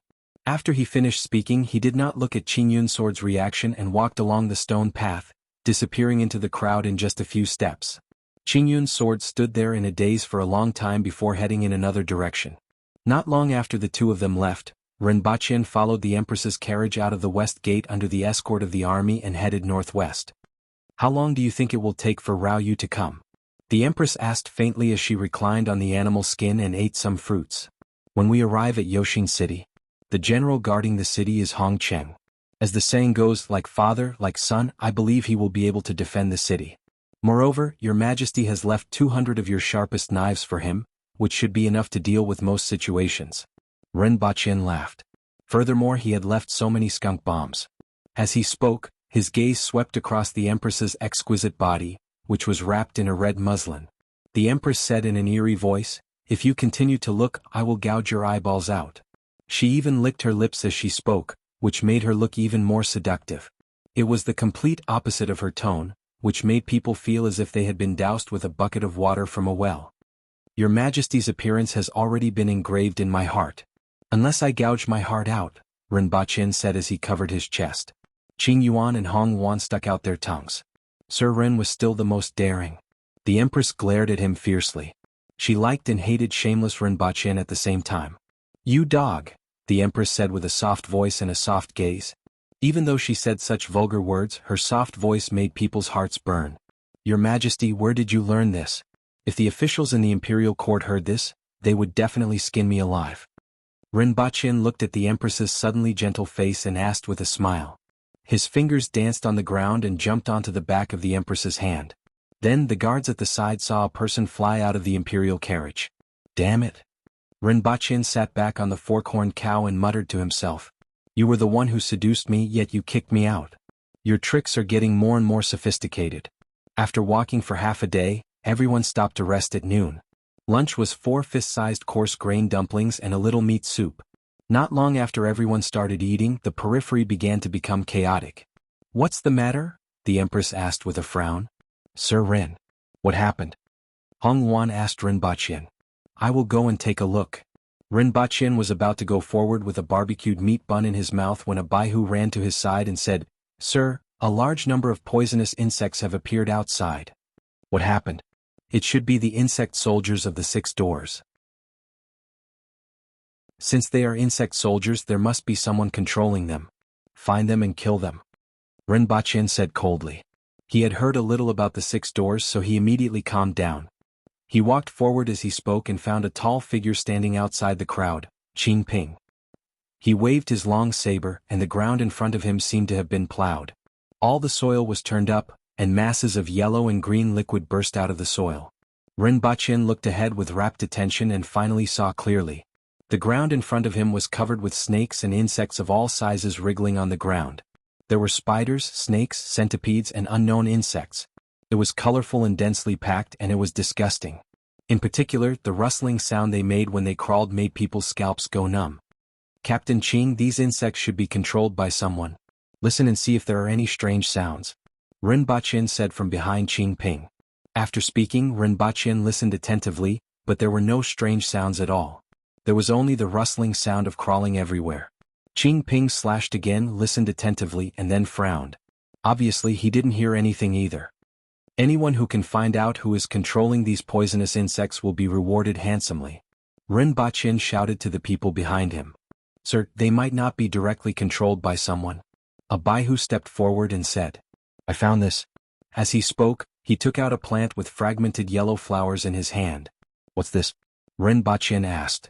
This is a ginger flower. There's nothing special about it, but if it's sprinkled with a special powder, it can emit a smell that many poisonous insects like.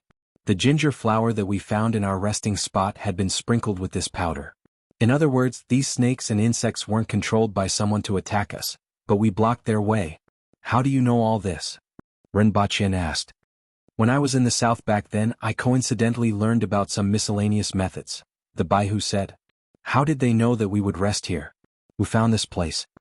Rinpoche asked with cold eyes. Sir, they might not have known where we would rest. This type of ginger flower is very common. If I were to do it, I would just need to sprinkle the powder on the ginger flowers in every spacious place that is suitable for setting up camp and resting. When the army rested, they would release the insects from a distance and they would naturally come to us. If one didn't know, it would be easy to think that these snakes and insects were being controlled to come to us. Well done. Rinpoche patted his shoulder and praised him. In other words, as long as we retreat, everything will be fine, right? Yes. Everyone retreat to the road. Carefully check if there are any small red flowers on the ground, Shiwanya, who had just arrived, shouted after hearing this. After a while, everyone returned to the road and found that there were many such small flowers at the edge of the road. There were even some that had been thrown to the ground in the middle of the road. These things weren't easy to attract attention. If it weren't for that Baihu, they would have suffered quite a bit. After burying the ginger flowers that had been thrown on the road, the snakes and insects stopped advancing when they reached the roadside. Instead, they surrounded the ginger flowers and crawled up and down. Finally, they gathered into a group of insects, which made people's scalps go numb. What's your name? Rinpoche called the Baihu over and asked. Sir, I'm Yu Kaiyang. As I said just now, if the person controlling the snakes and insects is caught, You will be rewarded handsomely. Even though you didn't catch the person controlling the snakes and insects, you have made a great contribution. Take note that Yu Kaiyang will be promoted by 2 ranks and will be promoted to a Baihu. Thank you, sir. Yu Kaiyang said happily. Well done. Ren Baqin was very satisfied. Well done. A burly voice came from the side. Ren Baqin turned his head and saw Shi Huanya nodding at him. Thank you for your praise, sir and Protector General. Yu Kaiyang said. You may leave. I'll get someone to send the token to you later. As for the warrant, I'll make it up in the future, Ren Baqin said. After Yu Kaiyang left, Ren Baqin turned to Shi Huanya and said, It seems like we really have to be more careful along the way. I heard that in addition to the insect soldiers, the 6 doors also have monkey soldiers and elephant soldiers, which are very difficult to deal with. As soon as Ren Baqin finished speaking, he felt the ground begin to shake. The source of the shaking was in front of them. This shaking seems like a large number of cavalrymen are attacking in this direction. The rebel army definitely wouldn't dare to face them head-on.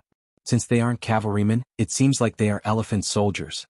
Ren Baqin, who had just seen the insect soldiers, suddenly had this thought.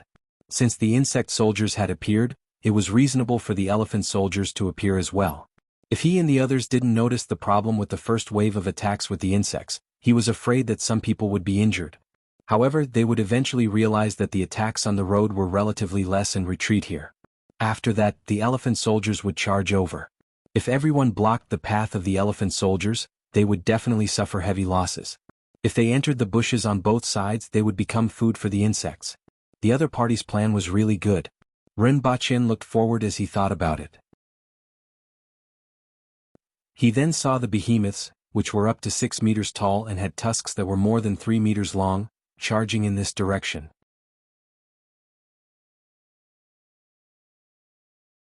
Chapter 552. This elephant is really big. Ren Baqin muttered to himself as he looked at the giant elephants that were rushing over from a distance. They were more than 6 meters tall and looked like a 2-story building when they stood there. 2 of these elephants were pushing over as if a building was pushing over, not to mention their 3-meter-long tusks, which were full of deterrence. Moreover, this elephant's body was covered in rattan armor. Almost everything above the knee was wrapped in rattan armor. Even the elephant's trunk was covered with rings of rattan. On the back of each elephant sat a person wearing a brightly colored feather cloak. There were both men and women. Ren Baqin looked from afar and saw that these 2 elephants weren't the only ones. It was just that these 2 elephants were in front like a wall that was pushing over, making it easy for people to overlook the fact that there were 2 similar elephants behind them. Ren Baqin took out 2 flash bombs from his bag, weighed them in his hand, estimated the distance, pulled out the rings and threw them forward. Although it was daytime, the flash bombs were still quite powerful and could cause quite a lot of noise. The rattan armor on the elephant soldiers could block swords, but it couldn't stop the flash bombs from blinding and deafening the elephants. Even if a human was hit by a flash bomb, they would inevitably panic, let alone an animal. It was enough as long as the elephant soldiers couldn't distinguish the direction and run around. Lower your head and close your eyes. Ren Baqin shouted as he threw the flash bombs. Be careful, sir. Ren Baqin heard the shout behind him just as he lowered his head. He didn't have time to think and took advantage of the situation to fall back. An arrow flew over him with a strong gust of wind. He saw a man standing on the elephant with a bow and arrow in his hand, still maintaining his shooting posture. In the next second, his eyes lit up and then turned black. The loud noise made him dizzy and lose his 5 senses. He was shocked and didn't know what was going on. Along with him, the 2 giant elephants and the controllers on their backs were blinded by the 2 flash bombs that were thrown one after another. The giant elephants were shocked, let out a long howl, and immediately braked before running to both sides in panic. Then the 2 giant elephants at the back were revealed. On top of them was a monkey with long reddish-brown hair and a few spirit wheel experts sitting cross-legged. Monkey first grimaced in pain and scratched his ears and cheeks. Then he let out a strange cry and leaped high into the air with the other martial artists, pouncing towards the crowd. You've got guts, daring to come and intercept us. You've made me think highly of you. But since you're here, just stay here. You're going to die sooner or later anyway. The scenery here is picturesque. It's a good place to bury you. Shi Huanya laughed heartily and blocked Monkey with his long saber while Qing Ping and Zhong Shun blocked the other spirit wheel experts. As the monkey and the spirit wheel experts fought, they lured the 3 of them to a distant place. Shi Huanya and the others also fell into their trap and followed them.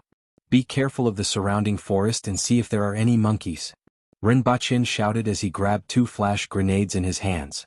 The insect soldiers and elephant soldiers of the 6 doors had appeared, so would the monkey soldiers be far away? At this moment, Rinpoche had completely figured out the other party's plan. First, they attacked with poisonous insects, forcing everyone onto the main road. They couldn't escape into the bushes and woods on both sides. Then, a few giant elephants pushed over like a wall. At the same time, they used experts to restrain Shiwanya and the others. Even if the elephant soldiers caused some casualties and confusion in the army, they couldn't cause too many casualties. After all, there were too few of them. The road was too narrow and only 2 elephants could pass in front. If they died, they would block the path of the elephants behind. Therefore, only 4 elephants were used to create confusion and attract attention. At this time, a real weapon was needed to cause casualties to the army and achieve their goal. There are a lot of monkeys in the trees on both sides. Be careful. When Rinpoche heard the sound of something piercing through the air, goosebumps appeared all over his body. He hurriedly flipped off the 4-corned cow and landed on the ground. After a few spluttering sounds, the 4-corned cow let out a blood-curdling shriek and fell to the ground. Rinpoche looked around and saw bone spears shooting out from the forest. Looking into the forest, he saw a few monkeys with short brown fur, about half the height of a human, appearing on the branches. Each of them had a few bone spears tied to their backs, and they were throwing them down as they jumped on the trees. Rinpoche didn't know what species these monkeys were, but they were extremely strong. The bone spears they threw could directly penetrate the 4-corned cow from dozens of meters away, and even 1/3 of the spears were embedded in the soil. As expected, Rinpoche understood and threw 2 flash bombs in front of the elephants. He then pulled over the backpack that was hanging on the 4-corned cow, took out a handful of flash bombs, and threw them to the guards at the side. Throw them into the forest. More than 20 flash bombs were thrown out, blinding all the monkeys in the forest. One by one they lost their balance and fell from the trees while squeaking. The rest of the monkeys were also shocked and quickly ran away while squeaking. Captain Gong, don't let the winged cavalry enter the forest. Use bone spears. Rinpoche shouted. The bone spears that the monkeys threw were shot back at their original owners, piercing the blinded monkeys to the ground. Rinpoche quickly rushed to the front of the Empress's carriage and saw that there were many broken bone spears that were made by the guards. Rinpoche raised his voice and asked, "Your Majesty, are you alarmed?" Hong Yuan pulled the curtain aside and saw the Empress lying in a reclining position with a wine cup in front of her eyes. The sunlight shone on the cup, forming a lifelike phoenix on the wall. The Empress looked down at Rinpoche and said, "How could anything happen to me in such a situation? Go and do what you need to do." There was some appreciation and joy in her eyes. Rinpoche was no longer the weak chicken that needed protection and couldn't even trust a chicken. He had begun to be able to take charge. "Yes," Rinpoche replied. He naturally knew that nothing would happen to the Empress, but he still had to show the proper attitude. Rinpoche then asked his men to do a head count and found that there were very few casualties. Although these monkey soldiers were pretty strong, they were only a lot stronger than ordinary people and were far from the strength of a man-will expert. If the troops were in chaos, they could still take advantage of the situation. However, the poisonous insects were reminded by someone, and the elephants were dealt with a few flash bombs. Rinpoche reminded them that the monkeys were facing an intact army. Following which, a large number of them were blinded by the flash bombs and the rest fled. There seemed to be a lot of bone spears, but only a dozen or so unlucky fellows were pierced by the spears. There were also some abrasions, but they didn't suffer too much damage. After understanding the situation, Shiwanya and the others returned one after another. Damn, they ran so fast. Qingping cursed. None of them survived? Rinpoche asked casually. He looked at the 3 of them and found that they didn't have any injuries. That giant snake from last time was also there, and I was almost bitten. Zongshin said. It was Mongshan. Rinpoche corrected Lin Xiaola since she wasn't around. Haha, that girl. Upon hearing this, the others also thought of Lin Xiaola and burst out laughing. Protector General Shi, Her Majesty said that it's time to set off. Hong Yuan landed beside them in a flash and said in a crisp voice. After walking for more than 2 hours, everyone arrived near a hill. Sir, there are traces of elephant soldiers. There are at least 200 of them. A Baihu came up to report. Rinpoche followed the Baihu to the back of the hill and saw a large area of messy footprints. It seemed that they had stayed here not long ago and were ready to launch a surprise attack when everyone arrived nearby. However, the army in the forest was almost unscathed, so these elephant soldiers had no choice but to retreat. Rinpoche looked at the traces and pondered. This kind of elephant was huge and powerful. If 100 or 200 of them were to charge at the same time, it would be like a collapsing mountain. If the two armies were to confront each other, with these elephant soldiers as the vanguard and the main army following behind, the Aboriginals would suffer heavy losses even if they won.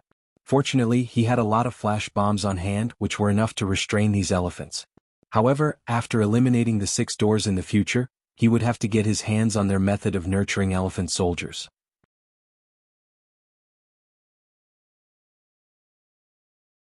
Chapter 553.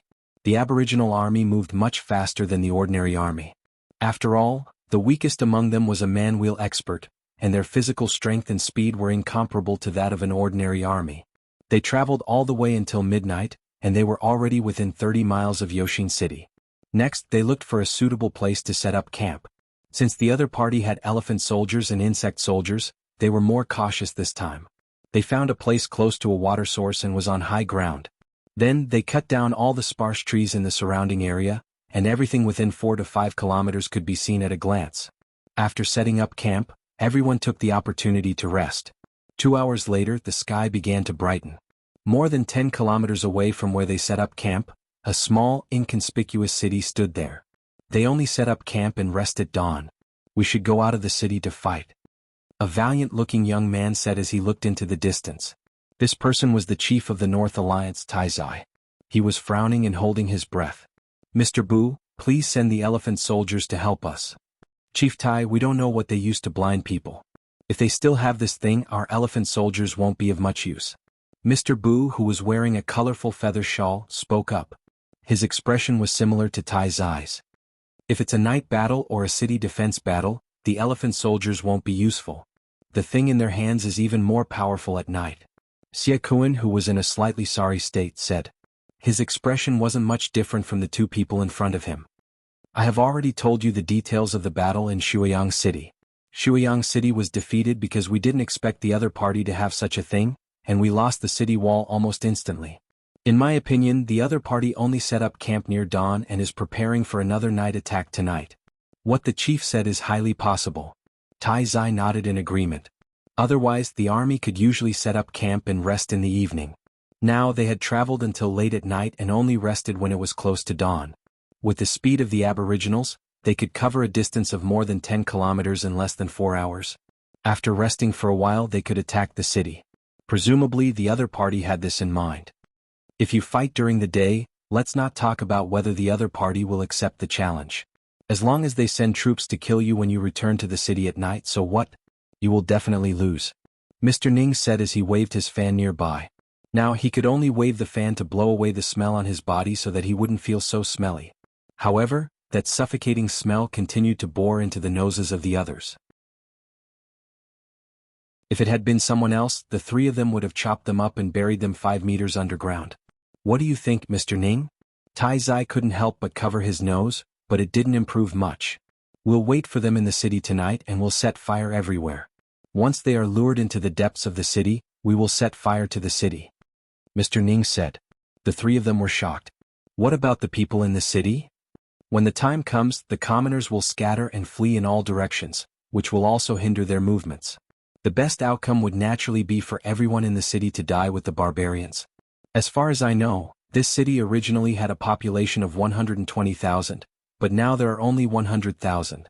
Whether it's worth it for 100,000 people to perish together with 10,000 barbarians, that's up to you. At the very least, in a normal battle, an army of 100,000 would not be a match for those 10,000 barbarians. Mr. Ning's awe-inspiring words made Tai Zai's entire body turn cold. Everyone was silent for a moment, and Xie Kuan was the first to speak. I think this plan is feasible. Commander Xie Go. Xie Kuan's words made Tai Zai feel as if he had fallen into an ice cave. Chief Tai, I know that you are benevolent and righteous. However, the lives of the commoners are lives. Aren't the soldiers under your command raised by their parents? To kill these barbarians, I don't know how many lives will be sacrificed. What we are doing is also for the lives of the millions of people in Tianjin Basin. Also, the previous chief died in the hands of Qi Zixiao, and the hatred of his father's death is absolutely irreconcilable. Don't you want to take revenge? Xie Kuan asked.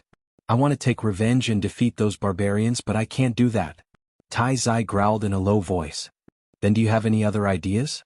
Qi Zixiao, Shiwanya, Zongshin, Qingping, and that unknown girl, there are so many experts. Even if we use all our strength, we won't be able to contend against them, not to mention the winged cavalry. Do you know what the consequences will be if we lose? Everyone in Tianjing Basin will be enslaved by the barbarians, and their life and death will be at their whim. As for you, me, the North Alliance, the Southern Metropolis, and the Green Bellflower, everyone will die without a burial place. Do you want to see the remaining members of the Tai family hanging on the city walls and their corpses being eaten by those birds and beasts? Mr. Ning, is there any other way? Can't we defeat them on the battlefield? Tai Zai raised his head and looked at Mr. Ning. Chief Tai, aren't you clear on whether or not we can defeat them on the battlefield? The Aboriginals aren't good at strategy and production. They don't have any equipment, but with less than 100,000 soldiers, they were able to suppress Great Xia, the Yun Nation, and the Qin Nation. Half a year ago, the 500,000 soldiers of Great Xia were all well-equipped, elite soldiers and fierce generals. How many of them returned alive? Even Lu Pinghai was beaten to death by Qi Zixiao. Do you really think the Northern Alliance can compare to the Xia? Unless the world's #1 expert takes action, how are you going to defeat Qi Zixiao, who has countless experts under his command? Mr. Ning said coldly. But this isn't the entire Aboriginals but 10,000 of them. Tai Zai said with a sinister expression. Yes, so there's still a glimmer of hope. If it were the entire Aboriginals, I wouldn't have come here. You don't have much capital left. Shuiyang City has already been lost, and Governor Xie and the 150,000 soldiers of the North Alliance are all holed up in this small Yoshin city. If you lose again, you won't have another chance. Mr. Ning laughed. The rebels are like the setting sun, displaying everything they have before sinking into the darkness, Rinpoche said as he looked up at the setting sun. Previously, I saw the 6 doors lead the beast soldiers to attack. Although they were repelled, it was only because the difference in strength between the two sides was too great. In addition, the sword of victory was always on our side. I thought that the rebels would attack first, but I didn't expect them to be holed up in Yoshin City. Rinpoche turned his head and smiled at the Empress. Why are you speaking so strangely today? The Empress looked up at him. No, I'm just sighing with emotion. Rinpoche laughed. Where's the poem? I'm still waiting for it. The Empress lazily reclined there, stroked her cheek with her finger and looked at Rinpoche. The rebels are like the setting sun. Before sinking into the darkness, they display everything they have for the last time. This is a modern poem. It's very popular on Earth. Rinpoche laughed heartily. The Empress's mouth twitched as she turned her head and said, Qingyan, inform Shiwanya to hurry up and have a meal. We will set off when the sun has completely set. At night, the moon rose above the treetops. The city walls of Yoshin City were brightly lit, and the shadows of people could be seen. Countless people with longbows in their hands widened their eyes as they looked at the army gradually emerging from the darkness. Palm-sized cylinders were suddenly thrown out from the darkness. Be careful. Bang. Beams of white light suddenly exploded in front of everyone. The people on top of the city walls suddenly panicked, and it was unknown how many people were blinded. Don't panic. Take 7 steps back. Back row forward. Following this voice, the people who were blinded retreated 7 steps back in fear and stuck tightly to the wall. The group of people behind them immediately drew their bows and shot downward. However, another batch of flash grenades flew into the air and exploded. Subsequently, hundreds of grenades were thrown to the top of the city wall. Boom. Boom. Sir Rin, these things of yours are indeed very useful, Shiwanya praised. Whether it was flash grenades or grenades, the Aboriginals could easily break the enemy's battle formation with these. If we can get our hands on nuclear weapons, this world will be peaceful. Rinpoche laughed. What's that? Shiwanya asked. They have occupied the top of the city wall. Protector General, it's time to get ready to enter the city. Rinpoche looked at the top of the city wall in the distance and laughed. Everyone set off. Leave none of the rebels alive. Shiwanya shouted.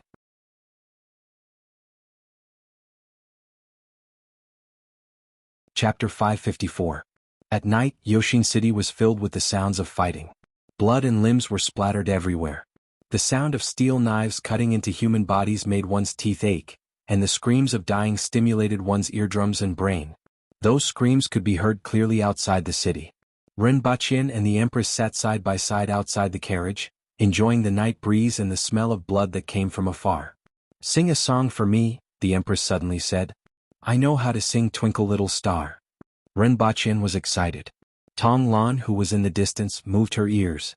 She had just caught a sentence in the night breeze. Twinkle Little Star. Tong Lan gritted her teeth. All the students in the academy had been beaten up by her, and no one knew what Twinkle Little Star was.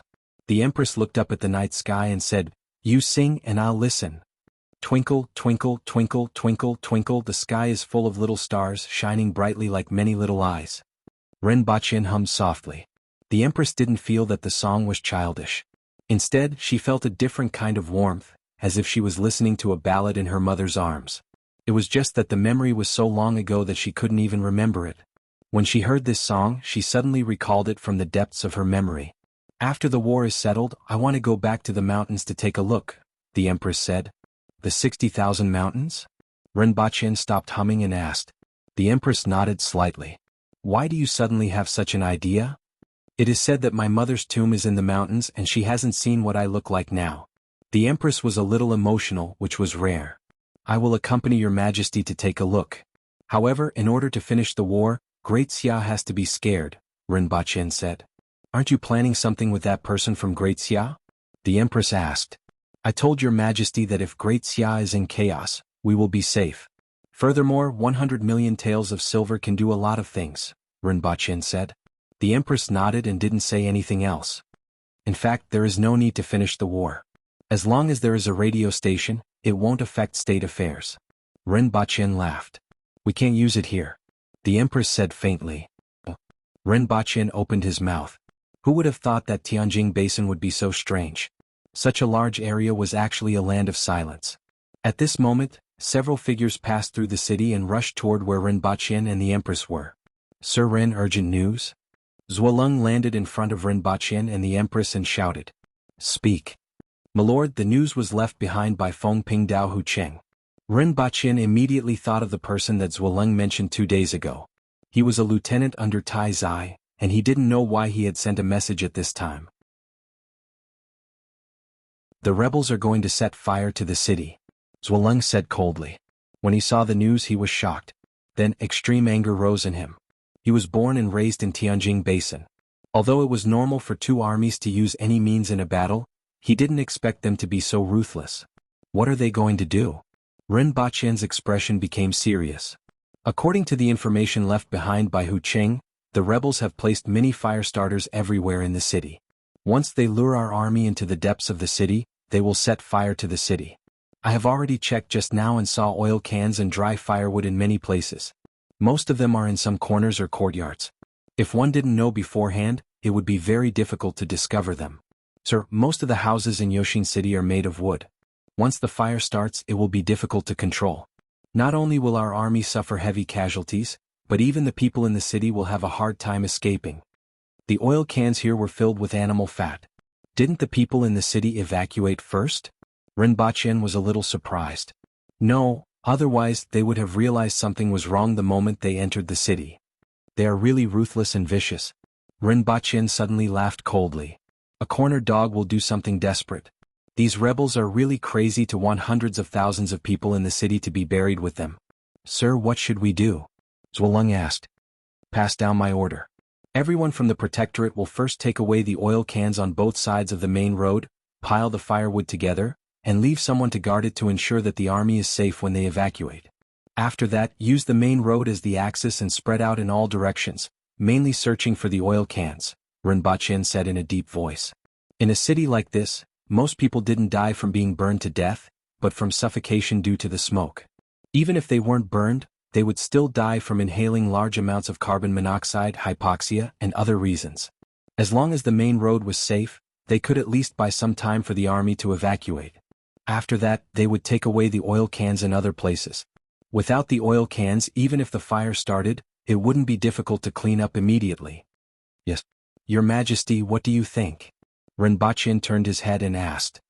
Inform the winged cavalry to block the other 3 city gates and trap the rebels in the city, the Empress said coldly. Originally, in order to reduce casualties, they planned to leave 2 gates for the rebels to escape and then pursue them all the way. Now the Empress had changed her mind. Your Majesty, if that's the case, I'm afraid that they won't burn the city. Instead, they will fight with their lives on the line, and I'm afraid that there will be more casualties in the end. Why don't we wait for them to start the fire before blocking the other 3 city gates? Ren Baqin said coldly. You reap what you sow. Originally, I didn't think of doing this, but since they want to set the city on fire, they can't blame anyone else. Let them perish together with Yoshin City. Sir, then the commoners in the city? Even though Zhuoleng's name was cold, he was warm-hearted. After hearing Ren Baqin's words, he quivered. Inform Protector General Shi of this matter and ask him to reduce the intensity of the attack. Delay for time and strengthen the attack after most of the oil cans in the south of the city have been transported away. As for the commoners, when the time comes, get someone to lead the commoners in the other 3 directions to escape from the south of the city. How many of them can escape will depend on their fate. Zhuoleng was very grateful after hearing this arrangement.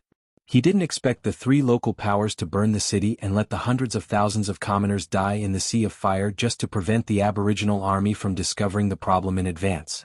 However, Ren Baqin, who always gave him the impression that he was a ruthless superior, actually gave the commoners a way out.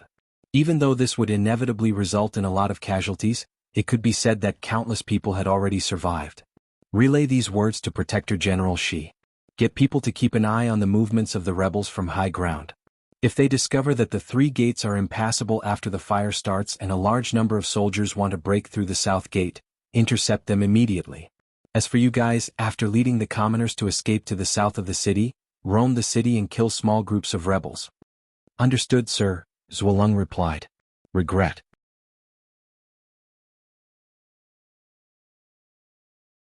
Chapter 555. Following Ren Baqin's order, the people from the rearguard commandery began to move. Figures jumped from rooftop to rooftop, landed somewhere from time to time, picked up 2 jars and headed in a certain direction. Since the rebels were prepared to fight and retreat at the same time to lure the aboriginals to the center of the city, there weren't many troops left in the south of the city.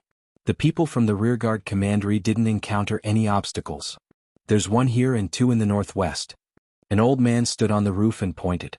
3 younger men and women immediately jumped down in the direction he pointed. Soon they left with the oil cans. The old man's ears twitched. The shouts in front seemed to have lessened. I didn't expect you to have such a plan. It's simply sinful, the old man muttered to himself.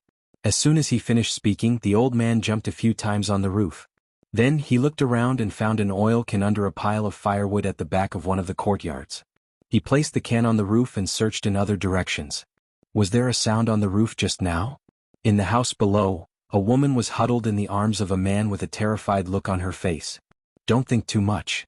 The man forced himself to calm down and said, even if the sky is overturned outside, we will be fine as long as we hide in the house. Although he said this, his face was deathly pale. As time passed, Shiwanya stood on the roof and looked at the slow advance in front of him. His eyes were like an eagle's as he scanned the distance from time to time. His gaze seemed to be able to penetrate the darkness and see the people moving in the dark. Reporting to Protector General Shi, most of the oil jars in the south of the city have been found. Zhuoleng reported respectfully as he landed near Shiwanya. Shiwanya nodded and then raised his voice. Hurry up. I hope that by daybreak there will only be corpses left in the city. Go. As Shiwanya's voice spread out in the night, the shouts suddenly became louder. In an inconspicuous house in the west of the city, the windows were wide open, and there wasn't any light coming out of the room. Only with the help of the moonlight could a few figures be seen sitting in the room. Mr. Ning tilted his head and listened in the distance. Their attack has intensified again. Tai Zai's face was ashen and he remained silent. Based on this intensity, it will take about an hour to reach the city lord's mansion. Let the fire start from the city lord's mansion. With the power of a prairie fire, it will burn the entire city. Mr. Ning revealed a smile. It was a rare sight to see an entire city buried along with an aboriginal army. It made his heart beat a little faster. When they attack the city lord's mansion, we will retreat, Xiakuan said. It's a pity that we can't watch such a scene in the city, Mr. Ning said with some regret. Mr. Ning. Tai Zai suddenly spoke. Alliance Master Tai, what's the matter? Mr. Ning turned to look at him. However, he only saw a snow-white light in the darkness, causing his pupils to rapidly dilate. Clang. The sound of swords clashing rang out. Are you crazy? Xie Kun blocked Tai Zai's sword with his long saber, his face full of disbelief. You want to kill me? Mr. Ning was also surprised. Regardless of the outcome of this battle, he's already useless. If we win, the ancient race will be defeated and will no longer be able to stop us. There's no point in keeping this person alive. If we lose, even if we escape, we will no longer be able to contend against the ancient race. There's no point in keeping this person alive. Tai Zai had a crazed look on his face as he growled, "Let him accompany the commoners in this city and die together." Ah! Mr. Ning convulsed with laughter. I'm only the one who came up with the plan, but you are the one who actually implemented it. Now you can't bear the sin in your heart and want to put the blame on me? You've deceived yourself to this extent. You don't even have the slightest bit of responsibility. How are you going to lead the Northern Alliance? That's right, you are deceiving yourself. Xie Kun's face was ashen as he growled, "Do you think this battle is over? What happens after that? Who will divert the energy of the aboriginals? Where will we get weapons? We can send more people to the Yun Nation or even Great Xia. No one will know how he died. Even if they knew, they wouldn't care as long as we are still of value. In order to exterminate the aboriginals, I will have no face to lead the Northern Alliance after this battle." Tai Zai said. What do you mean? Xie Kun was shocked again. Tianjin Basin doesn't need 3 factions. As long as you can settle the Green Bell Flower, you can become the ruler of Tianjin Basin. The 3 factions have been fighting for decades and it's time to end it, Tai Zai said coldly. My last request is to kill him. Tai Zai glanced at Mr. Ning. Mr. Ning's expression changed. Don't forget that you were the one who gave the order. You are right about one thing. It's not a loss to exchange the lives of this city's commoners for the lives of 10,000 barbarians. However, these commoners will be under the rule of the Northern Alliance for generations to come. Therefore, I will die with you and the people of Yoshin City. Tai Zai's eyes were filled with madness. You are crazy, you are really crazy. Mr. Ning shouted. You are crazy. Xie Kun also said, although he was the one who proposed the plan, you were the one who gave the order. Now you want to kill him? Although I don't know why you are crazy, I don't want to stop you. As Xie Kun spoke, he suddenly loosened his grip, and Tai Zai's sword pierced into Mr. Ning's chest like a dragon. Hee hee hee. Mr. Ning hugged the sword in his chest and laughed bitterly. What a pitiful person. He then fell to the ground. Do you know that I once thought of dragging you to death with me? However, Tianjin Basin needs a leader, and that woman Rao Yu can't do it. Tai Zai looked at Xie Kun and sneered. He pulled out his sword and strode out of the room. Mr. Ning, you know that I can't refuse. Xie Kun sheathed his sword and lowered his head. Hee hee hee. A bunch of wishful thinking people. Mr. Ning muttered to himself as he spat out blood. Wishful thinking? Maybe. How would you know if you don't try? Xie Kun laughed. Tai Zai looked at the blood-stained sword in his hand in the courtyard and remained silent. A man in black landed beside him and said, Sir, there are many martial artists traversing the rooftops in the city. It seems like they are looking for something. It seems like they have discovered it. In that case, pass down the order and let's begin. Tai Zai finished speaking and strode out of the courtyard. The direction he was heading in was the place where the battle was the most intense. One by one, the guards in the courtyard started to follow behind him. All of you can leave and leave. They are still fighting and they need a leader, Tai Zai said without turning his head. But it would be too shabby if the leader doesn't have guards around him, a guard behind him said. Following Tai Zai's departure, 500 men in black spread out and went to various places in the city.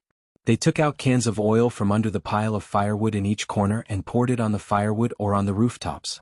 When the warlord's residence in the center of the city lit up with a huge flame, sparks lit up everywhere in the city and began to spread and spread. However, looking from a high vantage point, these sparks were all in the east, west, and north of the city. In the south of the city, a man in black rushed to the location where the firewood and oil cans were placed. He was stunned for a moment because the firewood and oil cans that were originally placed there had disappeared. He then rushed to another location, but a sword suddenly fell from the sky and nailed him to the ground. In another place, a man in black searched 3 locations and found that all the oil cans had disappeared. In one place even the firewood was gone. In the end he had no choice but to take out a match, squat down and use it to light the firewood. However, a figure suddenly appeared behind him and slapped him on the head. He immediately spat out a mouthful of blood and fell to the ground. A man in black was looking for the storage location of the oil cans. On a tree behind him, Rinpoche sat on a branch, leisurely took out his gun, unlocked the safety and aimed at the rats below. Bang. Bang. Bang.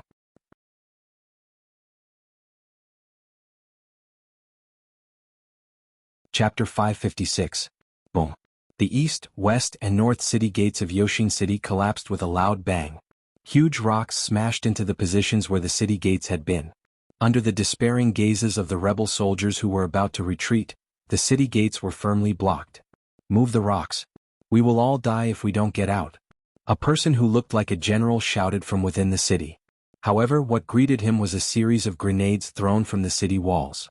At this time, the fire and blood were intertwined in Yoshin City, and the sounds of killing were still incessant. More than half of the city was engulfed in flames. Countless people who were hiding in their homes were driven out by the fire or engulfed by the flames. The thick smoke forced people to cover their mouths, lower their bodies and flee in panic. The commoners were like fish in a net. Everywhere they looked there were flames. It was as if the entire city had fallen into a sea of fire. This made them even more panicked. Most of them subconsciously ran in the direction of the nearest city gate. Run to the south of the city. There's no fire there. A voice came from an unknown location, causing many of the panicking commoners to subconsciously run toward the south of the city. The flow of people led to even more people. People tended to follow the crowd, especially during such a disaster. Figures stood on the roofs of houses outside the line of fire, looking down at the panicking commoners in the dark. From time to time, the glow of weapons would flash, followed by the blood-curdling screams of people dying. Some of the rebel soldiers who were squeezed into the crowd spat out blood and fell to the ground. The Empress stood at the top of the city gate and looked down at the city that had fallen into a sea of fire.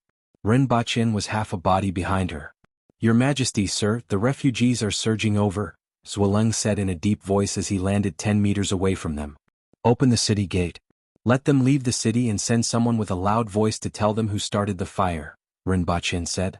At this time he could already see the surging crowd below squeezing toward the city gate. Even though it could be considered safe once they reached the south of the city, most of the commoners in the entire city were rushing toward this area. It was already overcrowded, and the crowd was pushing and shoving toward the city gate. Trampling, violence, and all kinds of other things were happening almost all the time. Qin Ping landed in front of the Empress and reported with a head in his hand, "Your Majesty, one of the traitors, Tai Zai, has been beheaded." "Got it?" The Empress didn't even look at them. She turned to Rinpoche and said, "Even if these people manage to escape today, they won't be able to hold on until the rations are distributed. Your Majesty, please issue a decree to transfer food and kanji from Shuiyang and the other cities to help them. When you distribute the kanji, tell them who gave them the food. The people who escaped here will definitely remember your Majesty's kindness." Rinpoche thought for a moment and said, "There's no more food in Jianghu. When the army left, the surplus food was taken away," the Empress said. Although it seemed like she had allowed him to do whatever he wanted recently, it didn't mean that she didn't know anything. "The provisions in Shuiyang City can support us for a few days, but we need the army to return and then transfer the provisions here. It will take at least 3 days. I don't know how many things will happen in these 3 days." "Then what is His Majesty's plan?" "Let the people in the south of the city take out their surplus food and distribute it according to the number of people. It should be able to last for at least a few days. After that, we can transfer food over to ensure that they won't starve to death." As for whether the citizens of the south of the city were willing or not, it was not within her consideration. She was already very kind to make such an arrangement. "Your Majesty, this is the behavior of a wise ruler," Rinpoche said. "Do you mean that I was a fatuous ruler in the past?" The Empress turned her head and glanced at him. "How is that possible?" "It's just that your Majesty's wisdom in the past was for the sake of the aboriginals," Rinpoche replied. "I see that you have put in a lot of effort for these people these days. We can't let them starve to death," the Empress said faintly. At this time the area below them was in chaos. Countless people were squeezed together, crying and screaming. The Empress released her aura, which was like a mountain suppressing everyone's heart. The people below immediately quieted down. Everyone felt as if their necks were being strangled, and even breathing became difficult. The Empress withdrew her aura without saying a word. The victims below covered their mouths and didn't dare to make a sound. "As expected of your Majesty. Just by your aura alone, you are able to calm these panicking people down," Rinpoche praised. "The fire is spreading." The Empress ignored him and looked into the distance. "Guards? Rinpoche raised his head, took a glance and ordered the guards. Start from the location near the fire and inform the people in the south of the city to leave their houses with food and leave the city immediately. In addition, let Protector General Shi send some people to maintain order and prevent chaos among the victims outside the city. The two of them stood on top of the city wall until the sky turned bright, and the shouting in the distance became softer. That night, Shi Huanya and the soldiers of the Protectorate of the South gradually retreated with the fire and kept the rebel soldiers who wanted to rush out of the city. The winged cavalry stopped the rebel soldiers who wanted to climb over the city wall and escape. As for the Protectorate, after guiding the civilians and clearing up the scattered soldiers, they were put into maintaining order outside the city. Of the 150,000 rebel soldiers, only a few managed to escape. Other than dying under swords, they were suffocated due to lack of oxygen in the fire. "Your Majesty, it's over," Rinpoche said from behind the Empress. The Empress's red figure flashed on the city wall and disappeared as she returned to her carriage. When the Empress left, Rinpoche stretched out his hand but grabbed nothing. With his hands behind his back, he leisurely walked down the city wall and could still hear the voices of the people in the distance. "Don't you know who set the oil cans and firewood? Her Majesty saved your lives and gave you a way out. All the food will be distributed according to the number of people. As long as you hold on for a few days, the food from Shuiyang City will keep you from starving. Zhuolong. Zeren. Organize these people and find some strong young men to extinguish the fire from the periphery. Search the city for valuables and food that hasn't been destroyed," Rinpoche said. At this time, most of the people used stone jars to store food. Although some houses had been burned, the food in the stone jars was still edible. In addition, dig a pit outside the city and bury the corpses. This is to prevent an epidemic. Also, arrange for people to check the surroundings of the city to see how many rebel soldiers escaped and which direction they went. After giving instructions, Rinpoche stood at the city gate and looked at the civilians who were still in fear and sorrow. He then returned to the side of the Empress's carriage, lay on the ground and closed his eyes to rest. Not long after, 2 pieces of animal skin were thrown out of the carriage and pasted on his face. "Thank you, Your Majesty." Rinpoche happily spread the animal skin under him and fell asleep shortly after. Half a day later, the army returned to Shuiyang City after resting for half a day, except for a few who stayed behind to maintain order. It took them a day and a half to return to Shuiyang City. Before they even entered the city, they smelled blood. After entering the city to understand the situation, Rao Yu led the troops to attack after the army left. The 1,000 Aboriginal soldiers kept the 50,000 rebel soldiers out of the city for 2 days. During this period, Hong Cheng also drove many strong young men to the top of the city wall to help defend the city. Under the threat of swords and blood, these young men were really useful. This caused the morale of the rebel soldiers to plummet, and Rao Yu had no choice but to retreat with hatred. However, this also caused the people of Shuiyang City to panic again.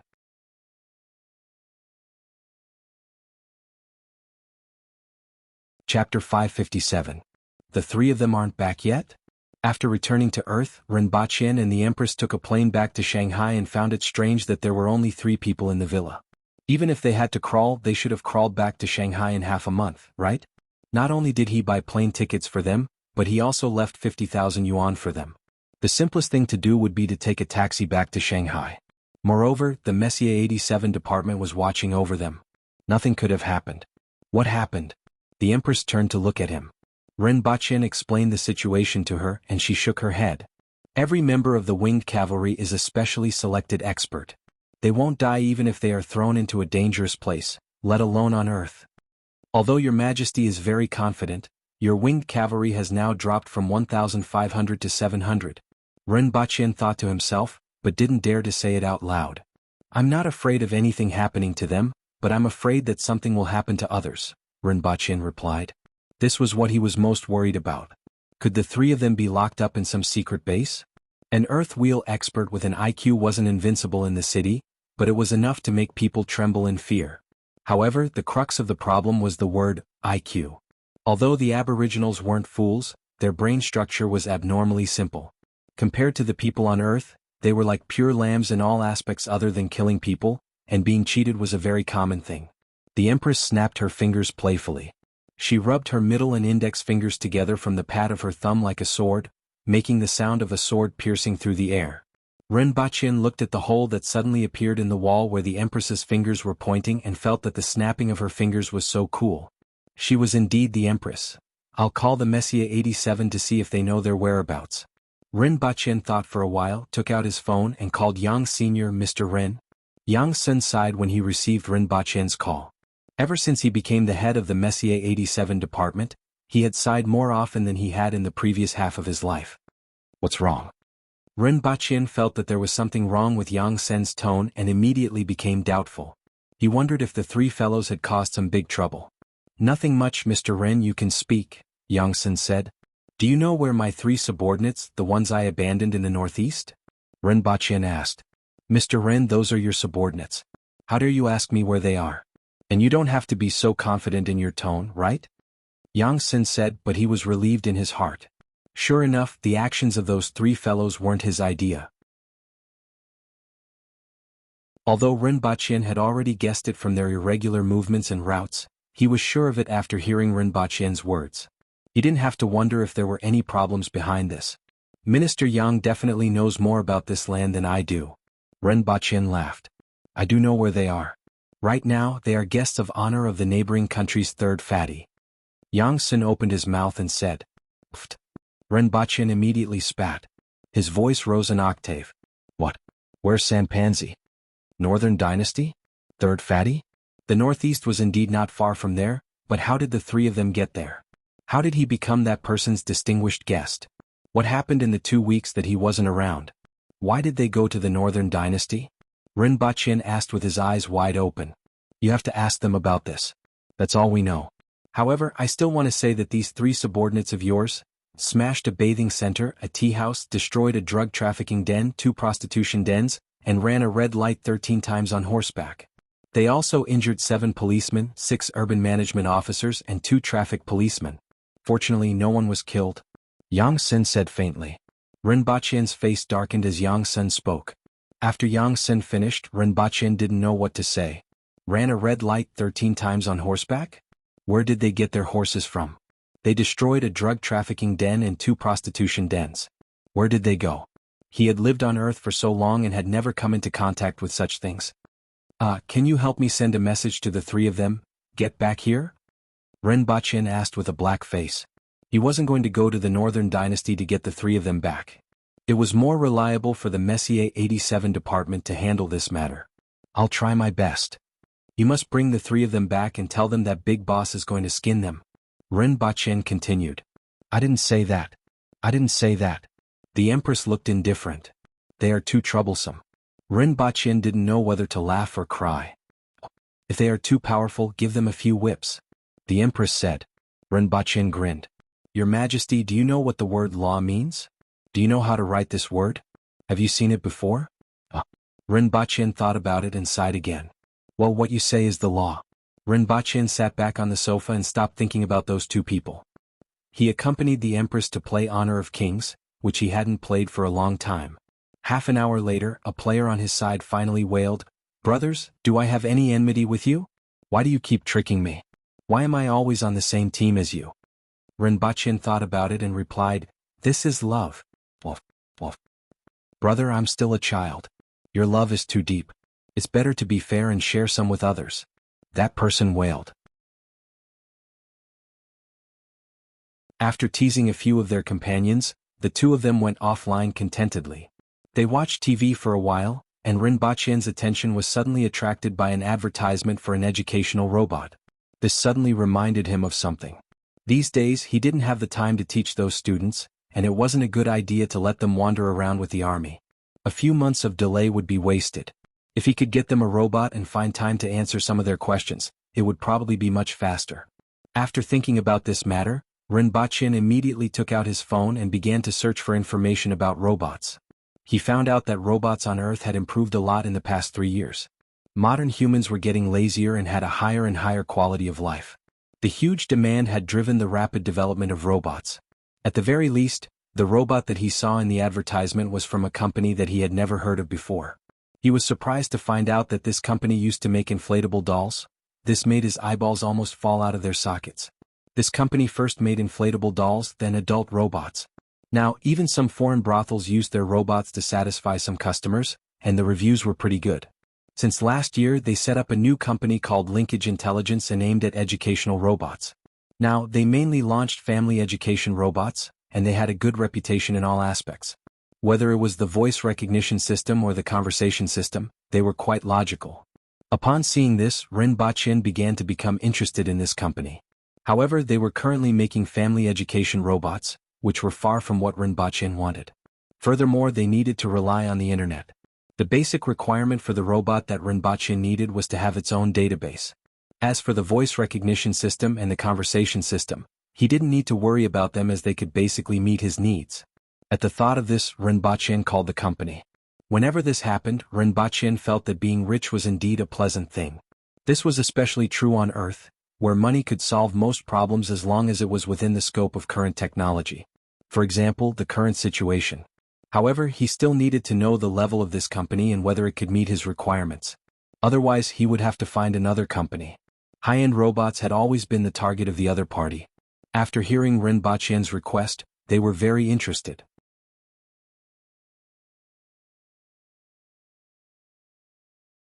Chapter 558. The laboratory of linkage intelligence wasn't far from Shanghai. It was located in Hangzhou, which was known as the land of fish and rice, the land of silk, and heaven on earth. Of course, the most praised thing about Hangzhou was the romance that was circulating here. The protagonists were a human and a snake. Ren Baqin had never been able to figure out how their child came to be. Ren Baqin told the Empress about his itinerary, and she was very interested in these so-called robots. After all, she found it very novel that these robots were completely made of machinery, could speak, communicate, and could do many things that only humans could do. The next morning, the two of them arrived at the Science and Technology Park in Hangzhou. They found the address given by the other party, made a call, and soon someone rushed over. The person was a man in his 40s, and he was amazed when he saw the Empress. He then restrained his expression and said to the two of them, "Are you Mr. Ren from the phone?" "Hello, I'm the sales manager of Linkage Intelligence. My name is Jiao Han." Ren Baqin smiled playfully. Most people introduced themselves with the surname Li or Zhang, but the other party couldn't say that his surname was Jiao. "Excuse me." Jiao Han knew what Ren Baqin was thinking by looking at his expression. He smiled generously and didn't seem to mind. "Please follow me." Jiao Han smiled and led the way. The three of them went all the way to the 15th floor before arriving at a laboratory that wasn't very big. A computer took up about half of the space. The remaining half of the space was filled with all kinds of robots. Half of them were humanoid or half-humanoid. Some of them even had a layer of silicone skin. They looked very similar to real people. From a distance, it was really not easy to tell that they were real just by looking at their upper bodies. After all, this was the other party's specialty. Ren Baqin looked at these robots that were more beautiful and exquisite than humans and thought that it was no wonder their company's products were selling well overseas. He had to admit that these things were really the welfare of an otaku. With such simulated robots, if they had a certain level of intelligence, the future population would probably be worrying. However, this was a problem for the higher-ups and had nothing to do with him. On the contrary, the Empress didn't think as much about these things as Ren Baqin, or rather, she didn't think about these things at all. She looked at the robots in front of her with interest and pinched her face. "You're hurting me." The robot that was kneading the face of the Empress suddenly opened its eyes and said. The electronic voice sounded a little weird and spoke very slowly. However, the content gave the Empress and Ren Baqin a shock. "This is a joke." The robot grinned. It looked stiff, but it was a smile. "Do you know what you're talking about?" Ren Baqin took a few steps forward to take a closer look. The silicone skin of this robot extended from the top of its head to the bottom of its neck, and it had a temperature that was close to that of a human. Its appearance was exquisite, and it was very much in line with the Eastern aesthetic standards. "Appropriate jokes can shorten the distance between people, including robots," the robot said. "Do you have a name?" "Yeah, this is my name. If you can remember it, I will be very happy." "Can you think?" Thinking is a very difficult question for me to answer, but it is also a trait that I hope to possess. But judging from the current situation, I still have a long way to go. "How did you do it?" Ren Baqin turned to look at Jiao Han and asked. "According to the database, she will give different answers in different situations. Just now, when this lady was pinching Yuya's face, she was woken up from standby. In this aspect, even if we aren't the best, we aren't much worse than other countries. Jiao Han said with a smile. He was very satisfied with their reactions. Yiting you have a guest. The two half-bodied robots beside Yuya opened their eyes upon hearing Jiao Han's voice. With a slow electronic voice they said, "Hello guest." "Hello Manager Jiao." "Look, they can be woken up from standby by calling their names." Jiao Han laughed. "I'm starting to have confidence in the capabilities of your company," Ren Baqin exclaimed. It had to be said that these robots, which weren't well known in the past, were too surprising for Ren Baqin, whose knowledge of technology was still 3 years old. Next, Jiao Han demonstrated some of the abilities of the robots. During his observation, Ren Baqin realized that the performance of the robots in terms of intelligence wasn't as outstanding as he had imagined, but they had already met most of his requirements. The only problem was that these robots were connected to the database through the network. Ren Baqin didn't know how far the robots could go after disconnecting from the network. "I don't see anyone from the lab?" Ren Baqin asked. "This is the exhibition area. Today is the weekend, so most people are on vacation," Jiao Han replied. "Please follow me to my office." Next, Jiao Han brought them to his office. Apart from him, there was also a bespectacled lady who was said to be from the lab. Jiao Han poured them a cup of tea and asked, "What requirements do you have for the robots?" "I want the robots to be able to complete university-level teaching tasks. Unlike the monotonous teaching methods of your home robots, they can be as active and interactive as possible. Just like a real teacher." Jiao Han nodded. Using a robot as a teacher was something many people wanted. It was actually quite difficult to reach the stage of interactive teaching, but it was not impossible. As long as there was a huge database, it could be done in another way. Without the network, the data is stored in the robots. Jiao Han looked at the bespectacled lady. The lady pondered for a while and said, "That depends on what kind of data you want to store.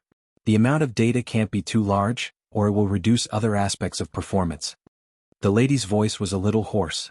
"Mathematics, logic, chemistry, biology," Ren Baqin replied. "If it's a university course, it can be done." The lady nodded. Hearing this, Jiao Han also laughed. "It needs to be able to project mathematical formulas, derivations, physics, and the steps of chemical experiments in a simple and clear way. In addition, I want it to have a mechanical style such as a transformer or a Gundam." "Can they move on their own?" "It's best if they can walk on their own and charge themselves. In addition, the battery must be high. I don't want a toy that will run out of battery in less than 10 minutes. Ren Baqin listed out some of the requirements he had in mind. Finally, the other party gave him a price of 16 million yuan for a teaching robot that could last for half a day, charge itself, project images and interact. Ren Baqin immediately ordered 2 units. As for the delivery time, it was 3 months. After both parties signed the contract, Jiao Han asked curiously, "I'm a little curious about what you do, Mr. Ren. After all, using such an expensive robot for this is forgive me, a little wasteful. At present, such custom-made robots could only be considered toys for the rich, and he could understand any strange requirements. However, the strangest thing was that the person in front of him only asked for teaching capabilities. 16 million yuan could hire 2 teachers for 1,600 months, which was 133 years. In other words, 266 teachers for a year and 26 teachers for 10 years. I'm a village teacher. The robots are prepared for the children in the mountain villages." Ren Baqin's reply stunned Jiao Han and he laughed. Village teacher? This was just a joke from a tycoon, and anyone who took it seriously would be a fool. However, when he thought about the 2 robots that only asked for teaching capabilities, Jiao Han felt that this wasn't impossible. He glanced at the Empress. The story of a rich second generation who went to a village to teach in order to impress his sweetheart immediately formed in his mind. After leaving the building, the Empress whispered into Ren Baqin's ear and asked, "Did you say that Dayo is a village?" Ren Baqin tilted his head, and the Empress's soft red lips gently brushed against his face. Ren Baqin felt that this was the truth. However, the Empress's expression seemed a little dangerous, and her eyes were full of ridicule.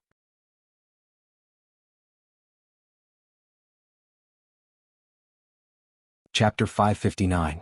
Ren Baqin and the Empress returned to Dayo before the 2 idiots returned. On the way back, Ren Baqin was still thinking about how the 2 idiots managed to become guests of honor at Fatso's place. In addition, they ran a red light on a horse, injured the police officers, beat up everything that couldn't be beaten, smashed baths and destroyed prostitution dens. The experiences of these 2 people were really colorful. He had already prepared the wine and was waiting to hear the story. Don't think about it. Go back and pacify the rebels. I'm going back to Lan City. I miss it a little, the Empress said. Rinpoche held the Empress's hand with one hand and supported a pile of boxes with the other. There were still flash bombs and hand grenades inside. Stun grenades were much more powerful than hand grenades when used properly. The scene in front of them instantly changed and appeared in a room in Dayo. The sound of wind and rain reached their ears. Rinpoche walked to the window and opened it to take a look outside. The sky was gloomy and bean-sized raindrops were falling. I don't know if it's raining in Yoshin City as well. I'm afraid that the commoners won't be able to withstand such heavy rain. We should mobilize the doctors and medicinal ingredients in the city to send them over, Rinpoche said. After encountering a disaster and escaping from the city, they were terrified. If they were to encounter such heavy rain, many people would fall ill. You make the arrangements. The Empress held a dog-shaped robot in her hand. It was specially sent over by Jianghu the next day. It didn't have many functions, but it was much better than the ones on the market that cost hundreds or thousands. Such a robot dog cost tens of thousands of yuan. It would run around its home, groan when it sensed the Empress's touch, gnaw on furniture, eat shoes, and bite curtains. Rinpoche always felt that the function of this robot dog was very mysterious. How much hatred would one have for someone to give this to? Wasn't this a robot version of a husky? However, the Empress quite liked it. When she saw that the robot dog was about to bite a chair leg, she put her finger into its mouth. The robot dog immediately let out a whine, turned a few rounds on the spot, and began to do somersaults on the ground. Rinpoche thought for a while. Could it be that the Empress liked huskies? He could give her a nest of them and then the palace would no longer be peaceful. Imagine a bunch of huskies letting loose in the palace. They didn't even send an umbrella over, Rinpoche mumbled as he walked around the room. Let's wait. The Empress gave the robotic husky a kick, walked behind Rinpoche, rested her chin on his shoulder and looked out of the window. Rinpoche felt two soft points pressing against his back. He turned his hands around and tried to wrap them around the Empress's waist.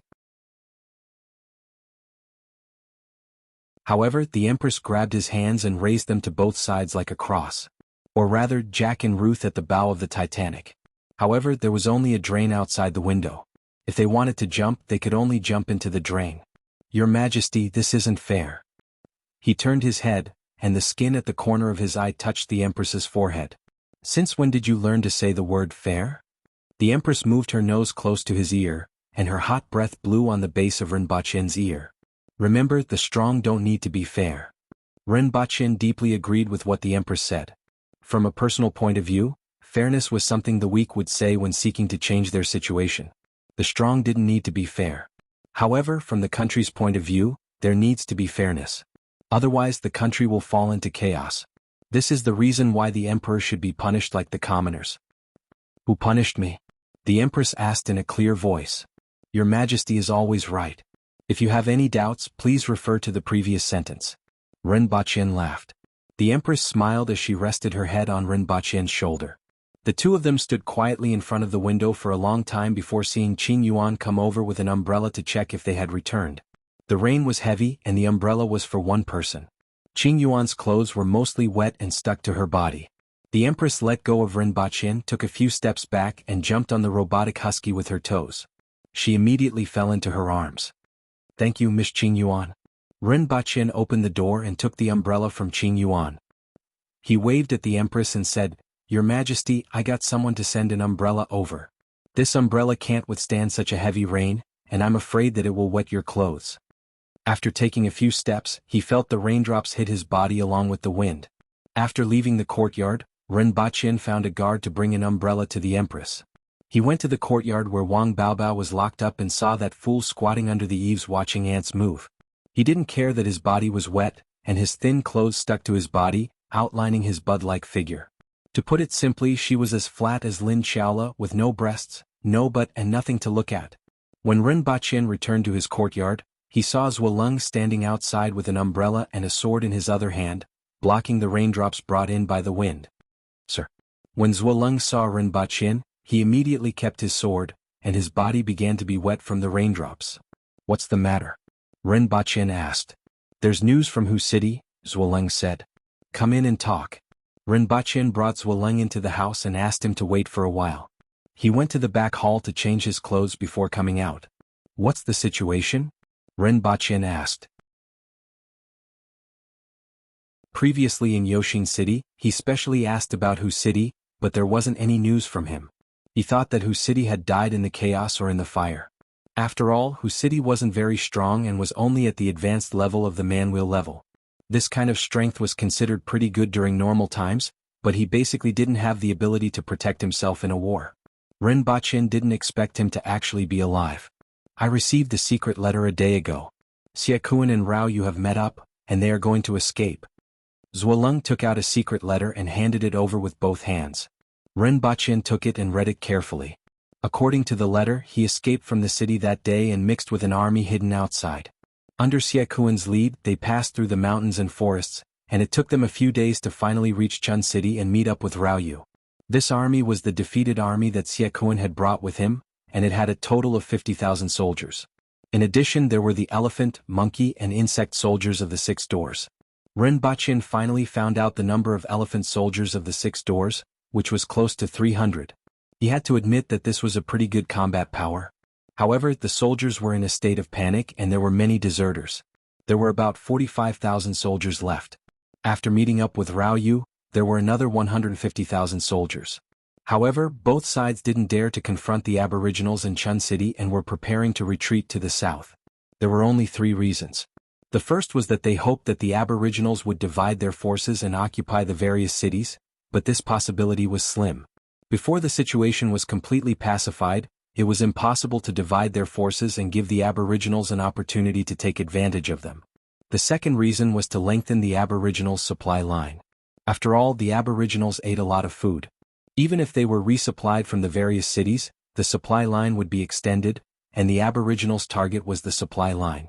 There was a possibility, but it wasn't very likely. This was because if they were forced into a corner, the aboriginals would confiscate the food that passed through the cities and not leave any rations for the people in the cities. This would force some people to rebel, but it would be too late. Before these people could grow up, Xiakuan and Rao Yu would probably be eliminated. The last possibility was that they had a favorable location in the south, and they wanted to wait for the aboriginals there for the final battle. What do you think? Ren Bachin looked up and asked.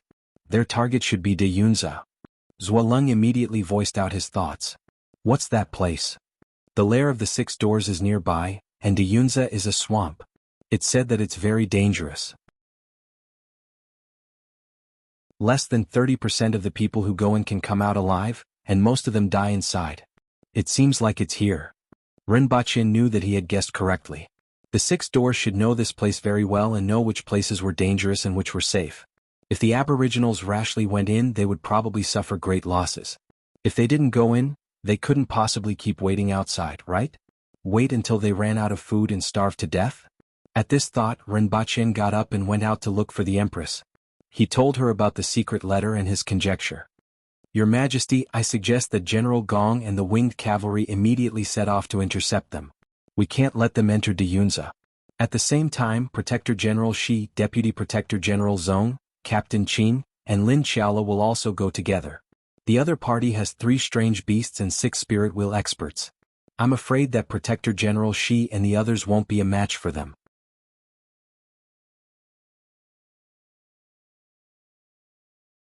Chapter 560. 10 days later, the sun shone down on the earth. People who were exposed to the outside would be drenched in sweat after a short while.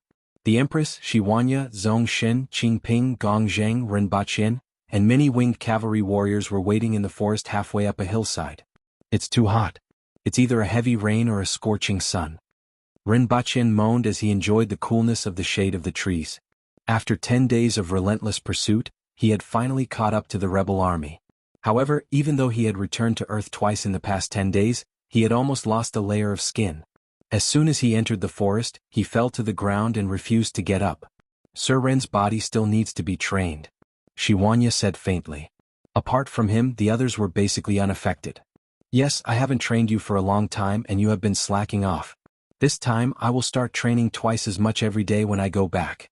The Empress said thoughtfully. Ren Bachin widened his eyes and looked at Shi Wanya before looking at the Empress. Who did he offend? A group of Cardinal Heaven bigwigs like you can't even compare to ordinary spirit wheel experts. I'm only a man-wheel expert. Man-wheel level. How can we compare to you? Your Majesty, wait until I master Li Fu's godly spear before training. Ren Bachin said innocently. You can't use your spirit before you reach the spirit wheel level. You won't be able to learn it. The Empress said faintly. Your Majesty, I have such an amazing physique, a rare talent that only appears once in 100 years. I can definitely do it. Rinpoche sat up from the ground and vowed. The Empress snorted softly. She couldn't be bothered with him. She placed the robot husky beside her feet and stroked its head. The robot husky didn't even run 2 steps before it tumbled to the ground. In a flash, Qing Ping grabbed the robot husky and placed it beside the Empress. Only then did he exclaim in admiration, "This thing is rather interesting. The person who made this thing is really amazing. An inanimate object can actually act like it's alive." Then, in a flash, the Empress shot Rinpoche into a tree. The tree, which was wide enough for a person to wrap his arms around it, was broken and fell to the other side. Before anyone could react, Rinpoche looked down and saw that the robot husky had been grabbed by Qing Ping's big hand, and its entire head was out of shape. The fact that the Empress had brought it along with her all the way showed how much she liked it. Now that it had been destroyed by Qing Ping, he was already being merciful by only shooting him into the tree. "Captain Qing, your grip is too strong." Rinpoche laughed as he pointed at the robot dog. Qing Ping crawled up from the ground and took a look, apologizing profusely. The Empress picked up the robot dog and pinched it. The robot dog was like plasticine in the Empress's hand. The areas that were dented immediately bulged up, and the areas that were originally fine were dented. After the Empress squeezed a few times, the robot husky's head was already beyond recognition. It was completely dead. "Your Majesty, I'll go back and buy you 2 better ones." Rinpoche smiled bitterly. Only then did the Empress stop whipping the corpse. She reluctantly slapped a hole in the ground and buried the mechanical dog in it. This was to prevent its corpse from being exposed to the wilderness. "Remember, I want to." The Empress raised her head and said to him after she was done. Everyone waited in the forest for a long time before the Baihu who had been sent out to scout came back to report. "Your Majesty, my lords, the rebel army is still 2 hours away. Continue investigating." Rinpoche waved his hand. "I'll go and take a look as well." Qing Ping stood up and said. There were still many experts in the rebel army, and if they were discovered, they wouldn't be able to return. Having an expert overseeing would always make people feel more at ease. "Thank you." Rinpoche cupped his hands. He turned to look at Lin Xiaola, who was sleeping soundly on a rock nearby. The light that shone through the branches and leaves seemed to have been shattered and scattered on her body. 150,000 people. As long as one person kills 200 of them, it'll be a piece of cake. Gong Zheng counted with his fingers and didn't get it wrong. Rinpoche wanted to give Gong Zheng a thumbs up for his mathematical skills. "It's not like there are 200 He Langjun," Rinpoche casually said. The wild boars in this world were called He Langjun. It was easy for one winged cavalry warrior to deal with 200 ordinary people. However, 700 winged cavalry warriors would inevitably suffer losses when facing 150,000 soldiers. Quantitative change could lead to qualitative change. 200 He Langjun are really not to be trifled with. Gong Jing laughed. Those fellows were 3 to 4 meters tall, weighed a few tons and had coarse skin and thick flesh. They were indeed not to be trifled with. The enemy's elephant soldiers are not to be trifled with either, Rinpoche said. With Sir Ren's things it won't be a problem. Gong Jing slapped his thighs and laughed. He then turned to the people below and shouted, "Check everyone and make the best use of the remaining time to rest." Rinpoche thought about it and felt that there shouldn't be any problems with 8 grenades and 2 flash bombs per person. When throwing the grenades you must split up. Don't throw them all at once. It's too wasteful, Rinpoche couldn't help but say. Understood. In a while, the winged cavalry will be divided into 7 teams with 100 people each. They will attack from 7 positions at the same time and break up the enemy's marching formation. The main target this time is the leader of the rebel army. As long as we find him, Shiwanya and Zongshen will be responsible for taking his head. If an expert appears, I will naturally take action. After that, the enemy will disperse.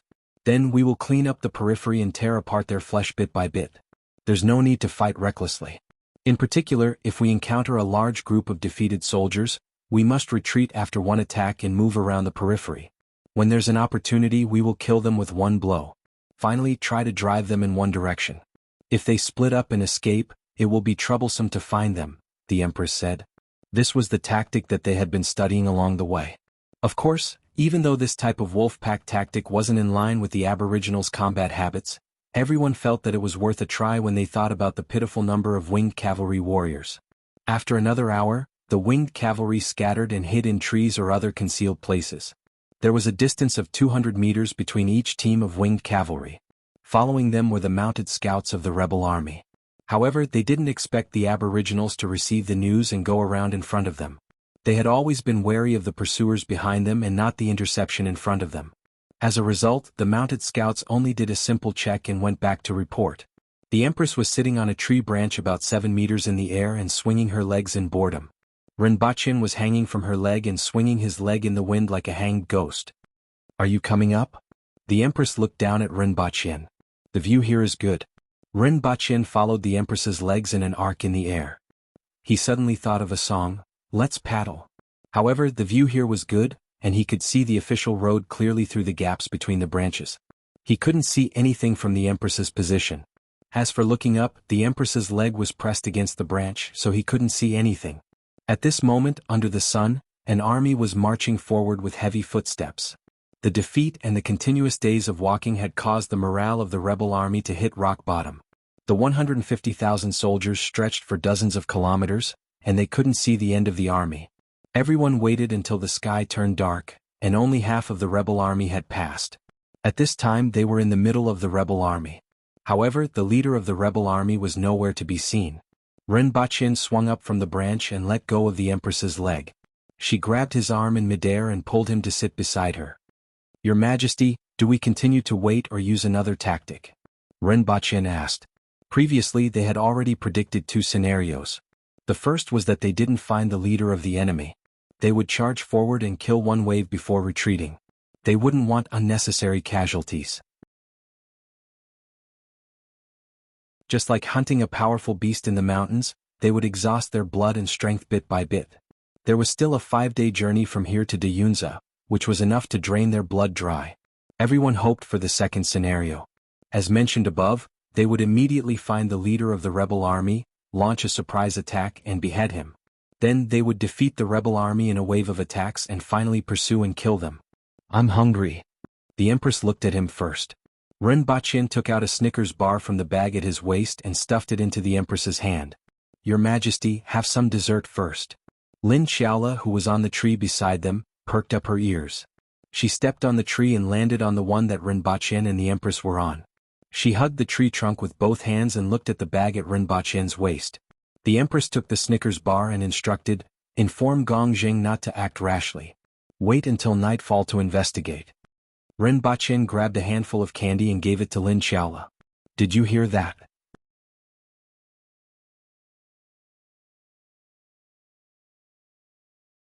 Chapter 561. Rinpoche had seen the Great Xia army set up camp, and everything had its own set of strict rules. Every day the scouts would report back on the suitable location to set up camp. After the commander chose the location, he would use tree trunks and tough branches to build a simple wall to block the enemy's line of defense. Sometimes 2 trenches would be dug outside the camp, or caltrops would be sprinkled to form another line of defense. Everything in the camp was arranged in an orderly manner. Large pits were dug at regular intervals to serve as toilets. If Great Xia was a regular army, these rebel soldiers would be reduced to refugees in Rinpoche's eyes. Setting up camp?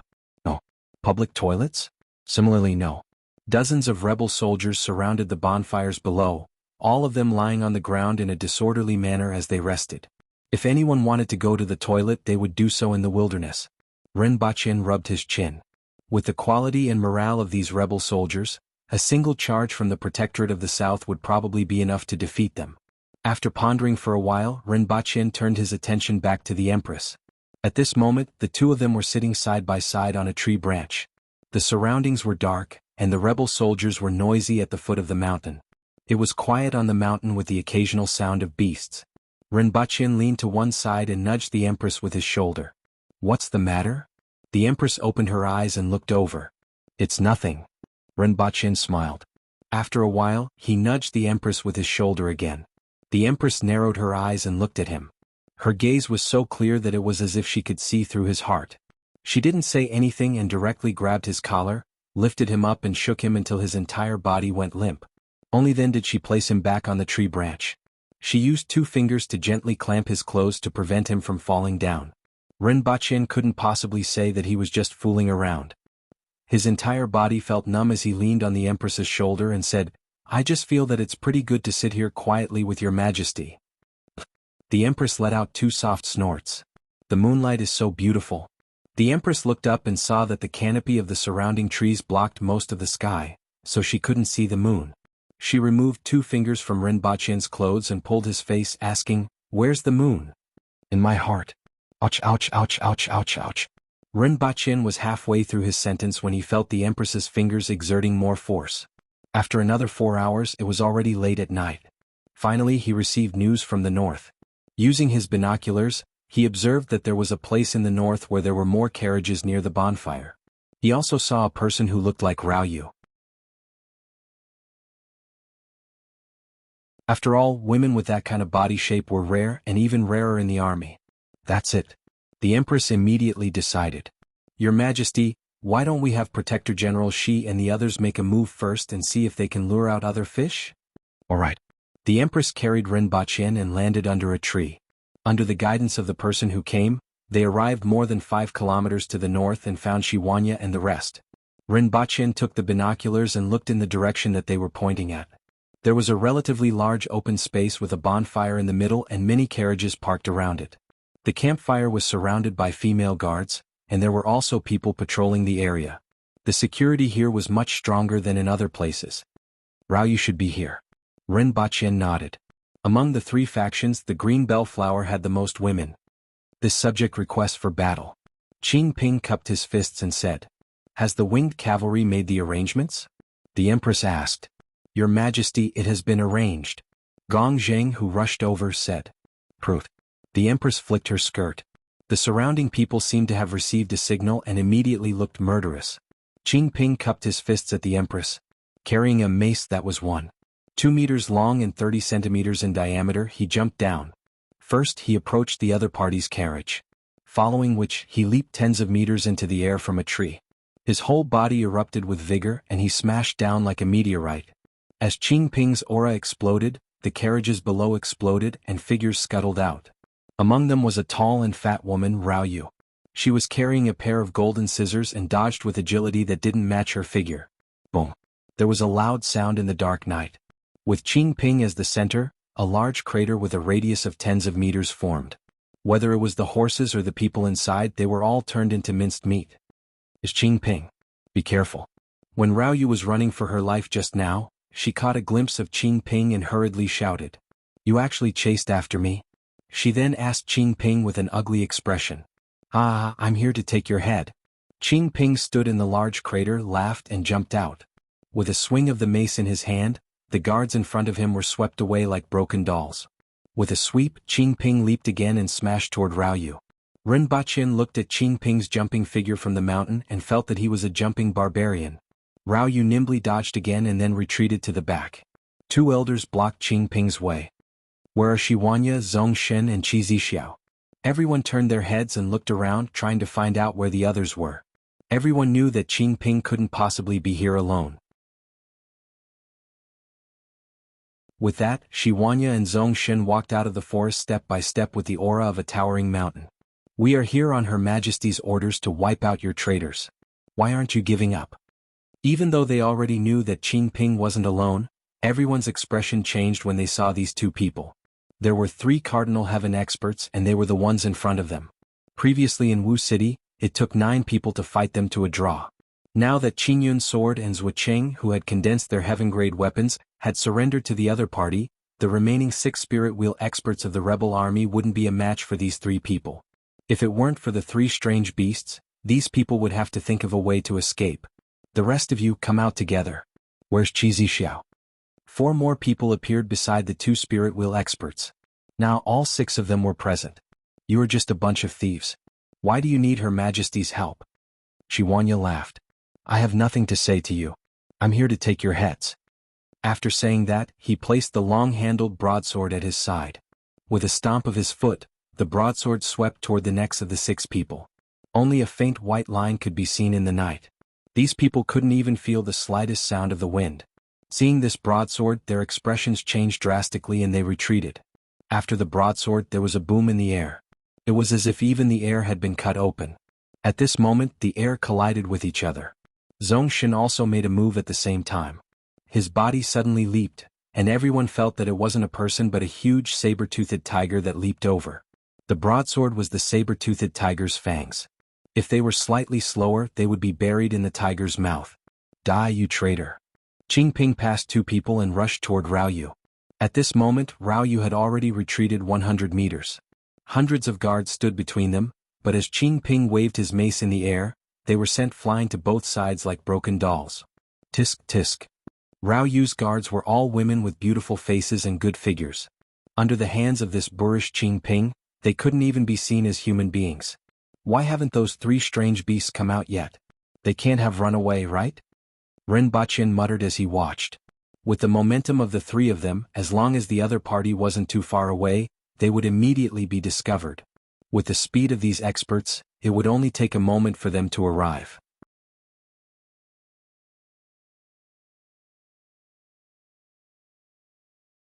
Chapter 562. Half of the guards are gone, and the two sides are 50 meters apart. Qingping swung his staff again and sent a bunch of rotten dolls flying. There are still 6 guards left. Qingping swung his staff once, twice, thrice, 4 times, 5 times. 6 people were sent flying in 5 strikes. 2 of them hit 2 people and the last one twisted his waist? Qingping is invincible. He is already close to Raoyu. Raoyu has nowhere to hide and is filled with fear. Raoyu draws her sword and fights, but she is sent flying. If those 3 strange beasts are going to appear, this is the last chance. The last chance. The last chance. There is no chance. Raoyu was smashed into a pie by Qingping. It was like a rolling pin smashing into a dumpling, and the dumpling filling spilled out. The Empress thought about the scene that Rinpochen described and suddenly felt that her appetite had been affected. She slapped the back of his head and complained, "Are you talking about the news?" The Empress watched a lot of news broadcasts on Earth and understood everything about Earth through them. She had a deep impression of them. Rinpochen smacked his lips and said, "Raoyu is dead and those 3 strange beasts didn't appear. I'm afraid they have escaped and Xiakuan didn't appear either." At this time a shout came from the foot of the mountain, "The leader of the bandits is dead. Aren't you all going to kill yourselves?" The Empress ordered, "Kill them." After finishing her sentence, she sat on a rock at the side. It was obvious that she wouldn't have the chance to kill them this time.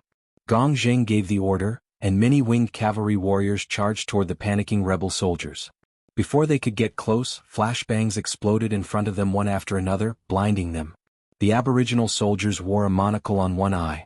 As long as they were a certain distance away, they would be able to close one eye. The other eye was covered by a sunglass, which didn't affect their charge even if there were flashbangs. I'm blind. One of the dozen idiots covered one eye and almost fell. Serves them right. Rinpochen couldn't help but curse when he heard the shouts from below. This bunch of idiots had told them so many times, but they still fell for it. Zhuolong. Rinpochen called out. Sir Ren. Bring some men to the north to find traces of Xiakuan and the 3 exotic beasts. Also look for the elephant, monkey and insect soldiers. They should be among the rebels. If you discover them, don't stop them. Report back immediately. After Rinpochen finished speaking, he thought for a while, took out 16 or 17 flash grenades from his bag, and threw them to Zhuolong.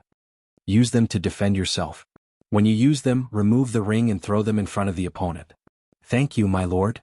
Zhuolong cupped his fists and whistled. All the Baihu in the forest gathered towards him. Zhuolong divided everyone into 8 teams. Each team had 2 flash grenades, and the 8 teams disappeared into the night, heading towards the north to search. After everyone disappeared, Rinpochen looked down the mountain and saw groups of winged cavalry cutting up the rebel soldiers. A small group of rebel soldiers didn't even last 2 rounds before collapsing in a pool of blood. Subsequently, the winged cavalry began to kill in all directions. When they saw a large group of enemy soldiers, they threw a series of grenades to blow them up before rushing forward to kill them. In addition to Raoyu's death, the rebel soldiers at the foot of the mountain were harvested like rice straws in an extremely short period of time. The rebel soldiers nearby either died or fled. The rebel soldiers in the distance also began to flee due to the commotion. It was chaos everywhere. The situation seemed to be very good. However, Rinpoche knew that even if the winged cavalry went all out, how many could they kill? It would be fine if Rao Yu and Xie Kuan were dead. Now that Xie Kuan was still alive, it seemed like this battle wasn't over yet. The most important thing now wasn't to chase after the rebel soldiers, but to find Xie Kuan's location. Of course, there were also the spirit wheel experts below. Rinpoche looked down. After Qing Ping killed Rao Yu and joined the battle, these spirit wheel experts were already blocking left and right. He looked back and finally found Lin Xiaola, who was sitting under a tree and dozing off. Time to wake up and get to work. Rinpoche pinched Lin Xiaola's face, which was so tender that water could be squeezed out. Water could really be squeezed out. Rinpoche's finger was full of saliva, which made him want to curse out loud.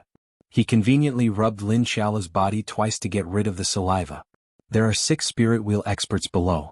I'll give you 500 grams of candy for each one you kill, and you'll lose 500 grams for each one that escapes, Rinpoche said.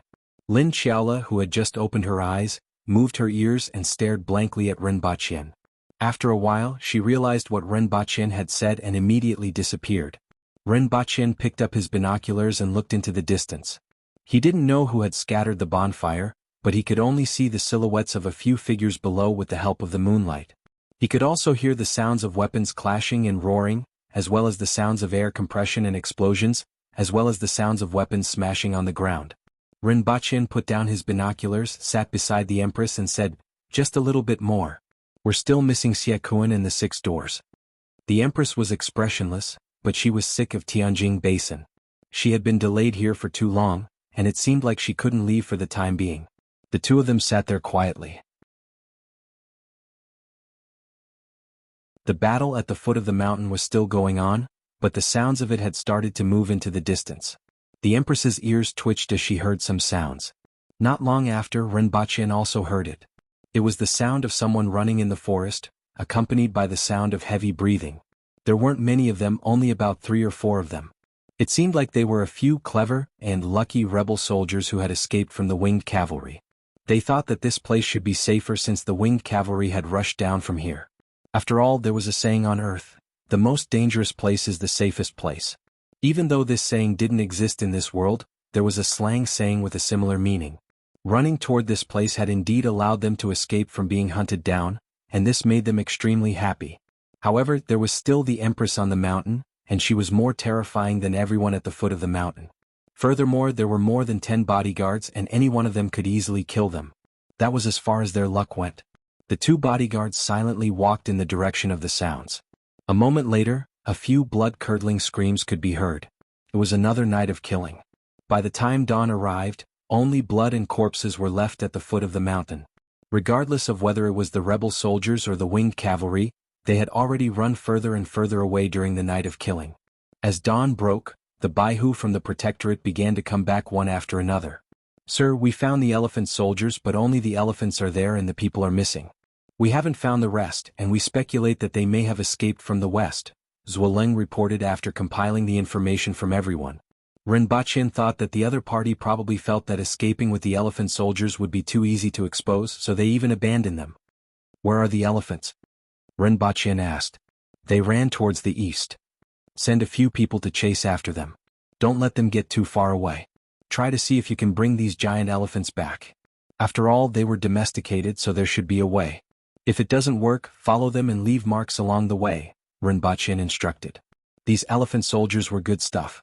If they could be controlled, they could be sent to the Protectorate of the Northeast to fight against the Yun Nation. These elephant soldiers were less lethal to the Aboriginal soldiers, but they were very useful against the Yun Nation's battle formation. Those ordinary people were like ants in front of these giant elephants. After another few hours, Shiwanya and the others came back one after another. They had a few wounds on their bodies, but with their recovery abilities, they could only be considered minor injuries. "Where's Lin Xiaola?"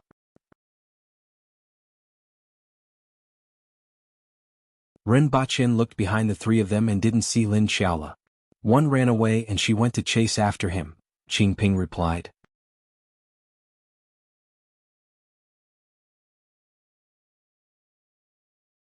Chapter 563. Lin Xiaola threw the unrecognizable head at Rinpoche's feet and looked at him with an embarrassed expression. Her eyes were filled with the word candy. "I'll bring it to you in 2 days, Rinpoche said as he threw a handful of candies to her. Lin Xiaola stuffed the candy into her arms with a satisfied look on her face. The airport on both sides had finally become 2 steamed buns. Otherwise it would be awkward to have one big and one flat. Then she lay down and drooled. Ren Baqin didn't know if she was tired, but he felt that she might be hungry. She even fell asleep and kept smacking her lips. The winged cavalry came back one after another in the evening of the same day. With the group as the starting point, tens of thousands of corpses were spread out in a fan shape, especially in the north and south. Large piles of corpses were gathered together like a purgatory. After resting for a night, they split into 2 groups and continued south. Among them, Qing Ping and the winged cavalry were responsible for clearing up the routed soldiers that were running towards the south. As for the northern side, the Protectorate of the South was responsible for it. Meanwhile, the Empress, Shiwanya, Zhongshen, Lin Xiaola, and Ren Baqin led some of the Baihu from the rearguard commandery straight to the 6 doors in the south. If he guessed correctly, the people of the 6 doors must be preparing to escape back to their lair. Xie Kun was most likely with them. After traveling for another 3 days, they finally arrived at a location outside the 6 doors. Whether they were going to the Great Cloud Swamp or the 6 doors, they would have to pass through this location. Many of the people from the 6 doors were at the Manwil level, and some of them weren't even at the Manwil level. This journey would take at least 5 days, and it would be even slower if they took a detour. They weren't in a hurry. Ren Baqin first dispersed the people from the rearguard commandery, leaving at least 2 Baihu at every place where people might pass by. After that he returned to Earth, but when he returned the other party still hadn't arrived. However, there was one more thing in Ren Baqin's hand. It was a 2-palm-sized box with a display screen and a probe lens. This was an upgraded version of the detector that Yang Sen had brought last time. Its upper limit had been raised from 1,500 to 4,000. It didn't detect combat power, but vitality. However, vitality was equivalent to combat power to a certain extent. Ren Baqin first took a glance at Zhuoleng. The number on the screen below the lens rose rapidly and finally stopped at 960. Ren Baqin was shocked. Zhuoleng's blood and qi were actually so high? After all, he had completed the visualization of fire after consuming Shueka. He had completed 3/5 of the 5 visualization, and he had only increased it from 158 to 201. It was equivalent to 40 ordinary people or 10 special forces soldiers. He estimated that he would only have about 400 blood and qi points when he reached the Earth Embryo realm. One had to know that he had eaten 2 heaven and earth treasures. One was Su Wen's peach and the other was Ning Caichen's shueka. There were still many medicinal effects hidden in his body, and his blood qi value was much higher than that of an ordinary wheel expert. However, Zhuoleng's blood and qi had reached more than 900 points, which was 4.5 times of Ren Baqin's. Ren Baqin estimated that Zhuoleng was at the advanced level of the Earth Wheel level, which was also known as the Earth Embryo realm. As long as he perfected the Earth Embryo realm and passed through the Heavenly Gate, he would be able to attain the Spirit Wheel level.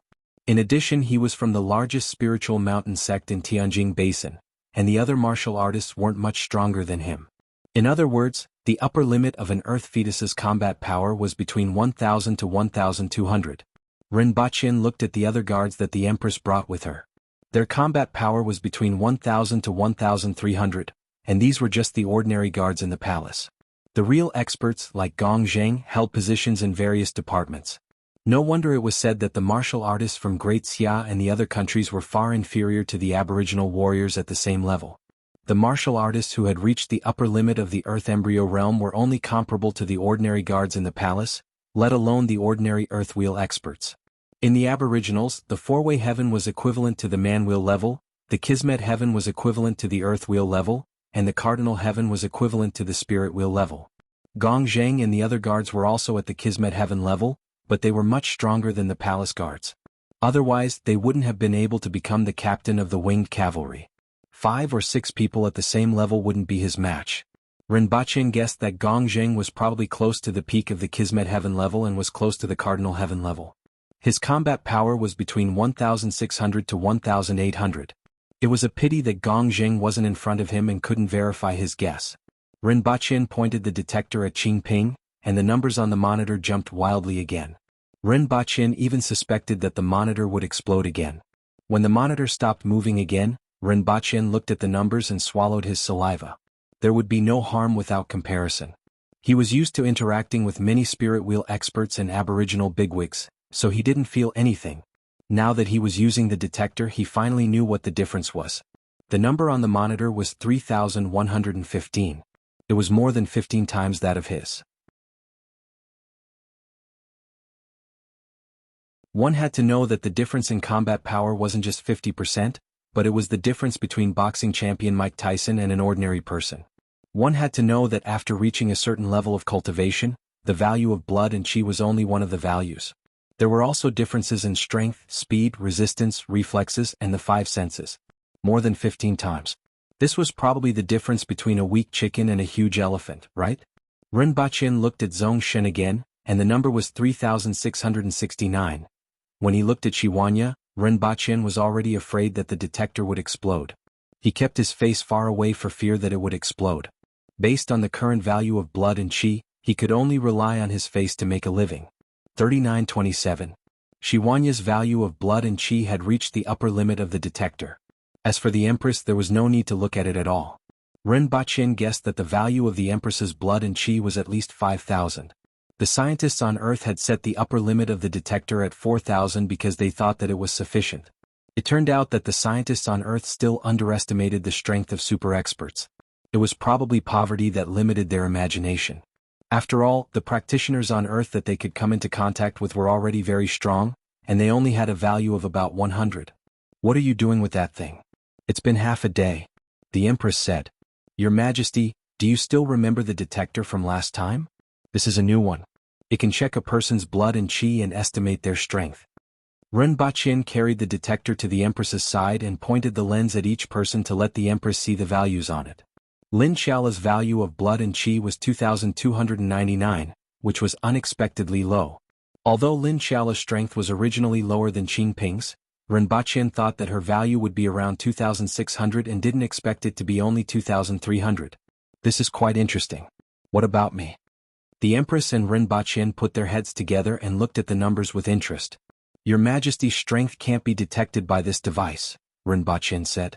This sentence made the Empress and the others on a different level. Although this was the truth, it sounded more pleasing to the ear. The Empress deeply agreed with him. She looked very happy, but she still pretended to be indifferent. Isn't this how things should be? Shiwanya and the others also came over to look at the blood and chi value displayed by Ren Baqin's detector and clicked their tongues in wonder. This thing was really fun. It wasn't that accurate to measure spirit wheel experts. After all, spirit wheel experts didn't have high blood and chi values, but they had spirits and heaven-grade weapons. Lin Xiaola was the same. Although her blood and chi value wasn't high, she was good at speed and the strange moves or hunting techniques from her memory. This made the gap between her and Qin Ping's strength much smaller than the difference in blood and chi value. In the past, Ren Baqin only knew that the experts in this world were very strong, but he didn't know how strong they were.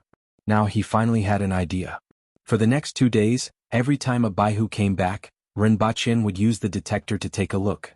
Through this data, he had a complete understanding of the strength of an earth wheel expert. Among those Baihu, the one with the lowest blood and chi value was only about 500, and he had just advanced to the earth wheel level. The others had values ranging from 600 to 900, and there were 2 people with higher blood and chi values than Zuolong. They were Zhu Nong and Xie Yunbing, both from the hidden village. Among them, the strongest was Xie Yunbing. His hair and beard were all white and he looked like an angry lion. His blood chi value was a full 1,245, and he was no weaker than an ordinary guard. In addition, these martial artists of the Jianghu had a variety of moves, and many of them had ultimate skills, so they might even be slightly stronger. After waiting for a few days, everyone started to get a little impatient. After all, they had mobilized so many people just to deal with a few people. Even the Empress was waiting here. However, after waiting for so long, there was still no sign of the other party. The Empress lost her temper 3 times a day. Qin Ping and Shiwanya were shot into a tree by the Empress, and Ren Baqin was tied to a tree branch by the Empress. As for the thing that was used to tie Ren Baqin up, it turned out to be the metal chain that was eating and drinking in his mind.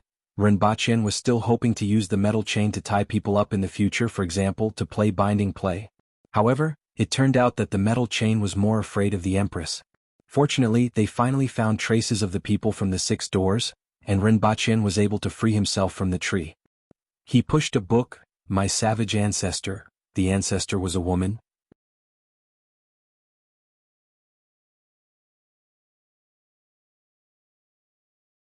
Chapter 564. Among the hills, 70 to 80 people were hurrying along nervously. From time to time, they would look back as if there were some ferocious beast chasing after them. Commander Xie, de Yunza is just 15 kilometers ahead. We will be safe once we enter de Yunza. Even if Qi Zixiao personally makes a move, it will be difficult to find us inside, Mr. Bu, who was still wearing a colorful feather shawl, said as he pointed to the front. Everyone was finally able to relax a little. 30 li. They would be able to reach it in half a day. It's better to be careful, Xie Kun said. Don't let anything happen to us during this last stretch. Although he said this, his expression was also a lot more relaxed. He turned his head to look behind him and saw 2 boys and a girl on the backs of 3 guards. If not for the guards, these 3 boys and girls wouldn't have been able to reach here with their physical strength. Among the 70 to 80 people, half of them were members of the 6 doors who had bronze-colored skin and wore colorful feather shawls. Among them, the ones with white feather shawls were elephant trainers, the ones with bags all over their bodies were insect keepers, and the ones with red feather shawls were monkey keepers. The remaining half were Xie Kun's guards. As the saying went, a starving camel was still bigger than a horse. Even though they were running for their lives, there were still dozens of guards following them. Other than that, there was also a giant black bird, a giant python, and a group of monkeys that were running and jumping around. Ren Baqin and the others stood in a forest in the distance. Ren Baqin used his binoculars to look at everyone's expressions and laughed. They seemed to be quite relaxed. Do they feel that de Yunza isn't far away and that they are safe? Will they feel hopeless when they see us? They will feel hopeless, Zhuoleng answered.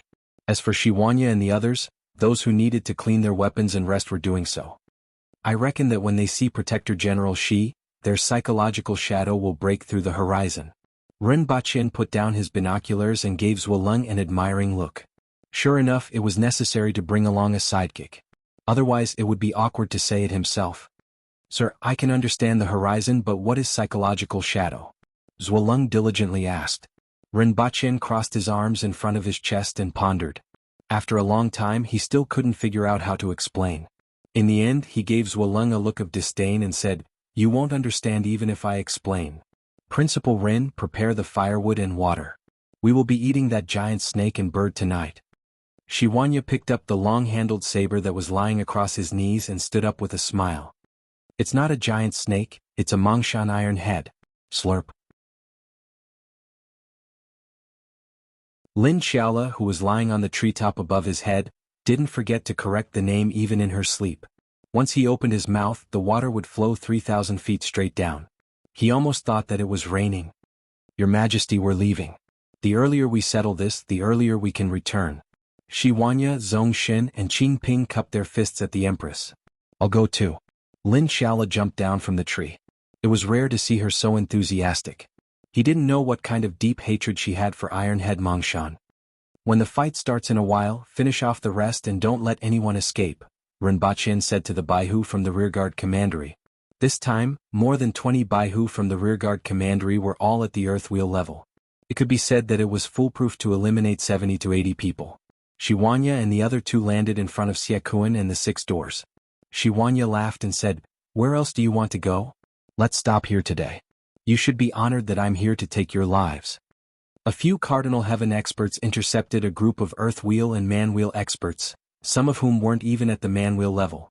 This group of people could be considered lucky. Shiwanya, Xie Kun and the others were horrified when they saw the 3 people in front of them. They didn't expect that they would still be blocked by them after making such a big detour. Die. Shiwanya raised his saber and slashed out. The air in front of him exploded, and a ravine appeared on the ground. Behind Xie Kun, a person suddenly exploded. It was as if a bomb had been buried in his body and exploded into flesh and blood. Howl. Not far away, the reddish-brown monkey's fur stood on end as it pounced toward Shiwanya. The Crow General also charged toward the 3 of them. It flapped its iron wings horizontally and collided with Qingping's mace, producing a loud sound. Qingping was sent flying more than 4 meters by this wing attack. Subsequently, the Crow General jumped up again, flapped its huge wings and tried to grab Zhongxin with its iron claws. After missing its attack, it adjusted its center of gravity in the air and lowered its head to peck at Zhongxin. Ren Baqin watched this giant bird jump up and down, peck and claw with his binoculars from afar. An inexplicable sense of familiarity arose in his heart. When he was young, his grandfather's old hen used to peck at him like this. As for the Mongshan iron head, it coiled up with its upper body upright and kept hissing. Surrounding it was Lin Xiaola's figure, which was so fast that it couldn't be seen clearly. They are moving to one side, Rinpochen reminded after watching for a while. Seeing that Shiwanya and the others were moving to one side, Zuoleng and the rest rushed out without Rinpochen's instructions and surrounded the remaining people. Following a series of whistles, the monkeys in the distance pounced towards Zuoleng and the rest. The insect keepers also shook off the bags hanging on their bodies, and poisonous insects crawled out and surrounded everyone. Despite this, they couldn't withstand the attacks of the people from the rearguard commandery. Most of these monkeys weren't at the manwheel level, and only a few of the stronger ones were equivalent to manwheel experts. Their only advantage was their speed. However, no matter how fast they were, they couldn't reach the level of an earthwheel expert. Almost every slash of a sword would dismember a monkey.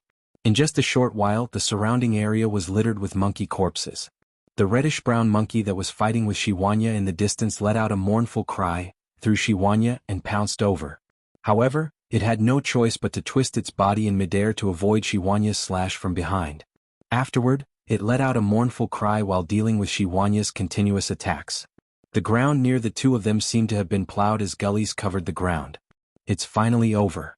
Rinpochen stood there and sighed as he watched a Baihu cut off Siekuan's head. Your Majesty, why is it that every slash of Shiwanya seems to emit saber energy? Almost every slash leaves a mark on the ground. Why can't you see the situation? Is it because you concentrate your power at one point, and this is a manifestation of perfect control? Rinpochen asked. The Empress looked at him with disdain and said, What nonsense are you talking about? I should have told you to read more books. Shiwanya's technique is like this. In addition to the saber in his hand, there is also saber energy that blends into the ground and explodes under the enemy's feet. The marks on the ground are traces of the saber energy. What about Captain Qing's mace? I don't see him carrying it with him usually, but he takes it out every time there is a battle. It can't be a heaven-grade weapon, right? This time the Empress didn't look down on him.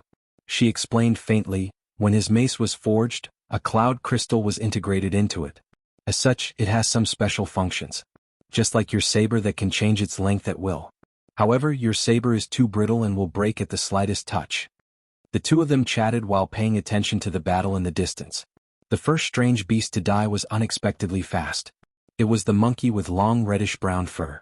When the group of monkeys died, it went crazy. Then Shiwanya seized the opportunity to take a punch from it and chopped off one of its legs with a backhand slash. Rather than chopping it off, it was more like knocking it off.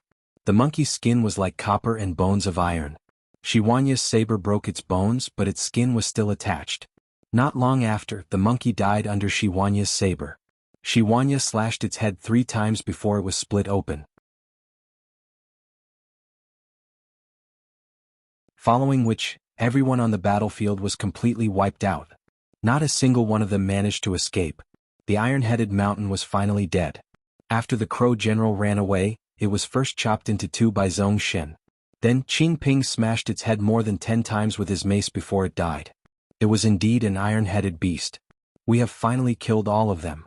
The Empress wrinkled her nose and smiled. She was in a good mood.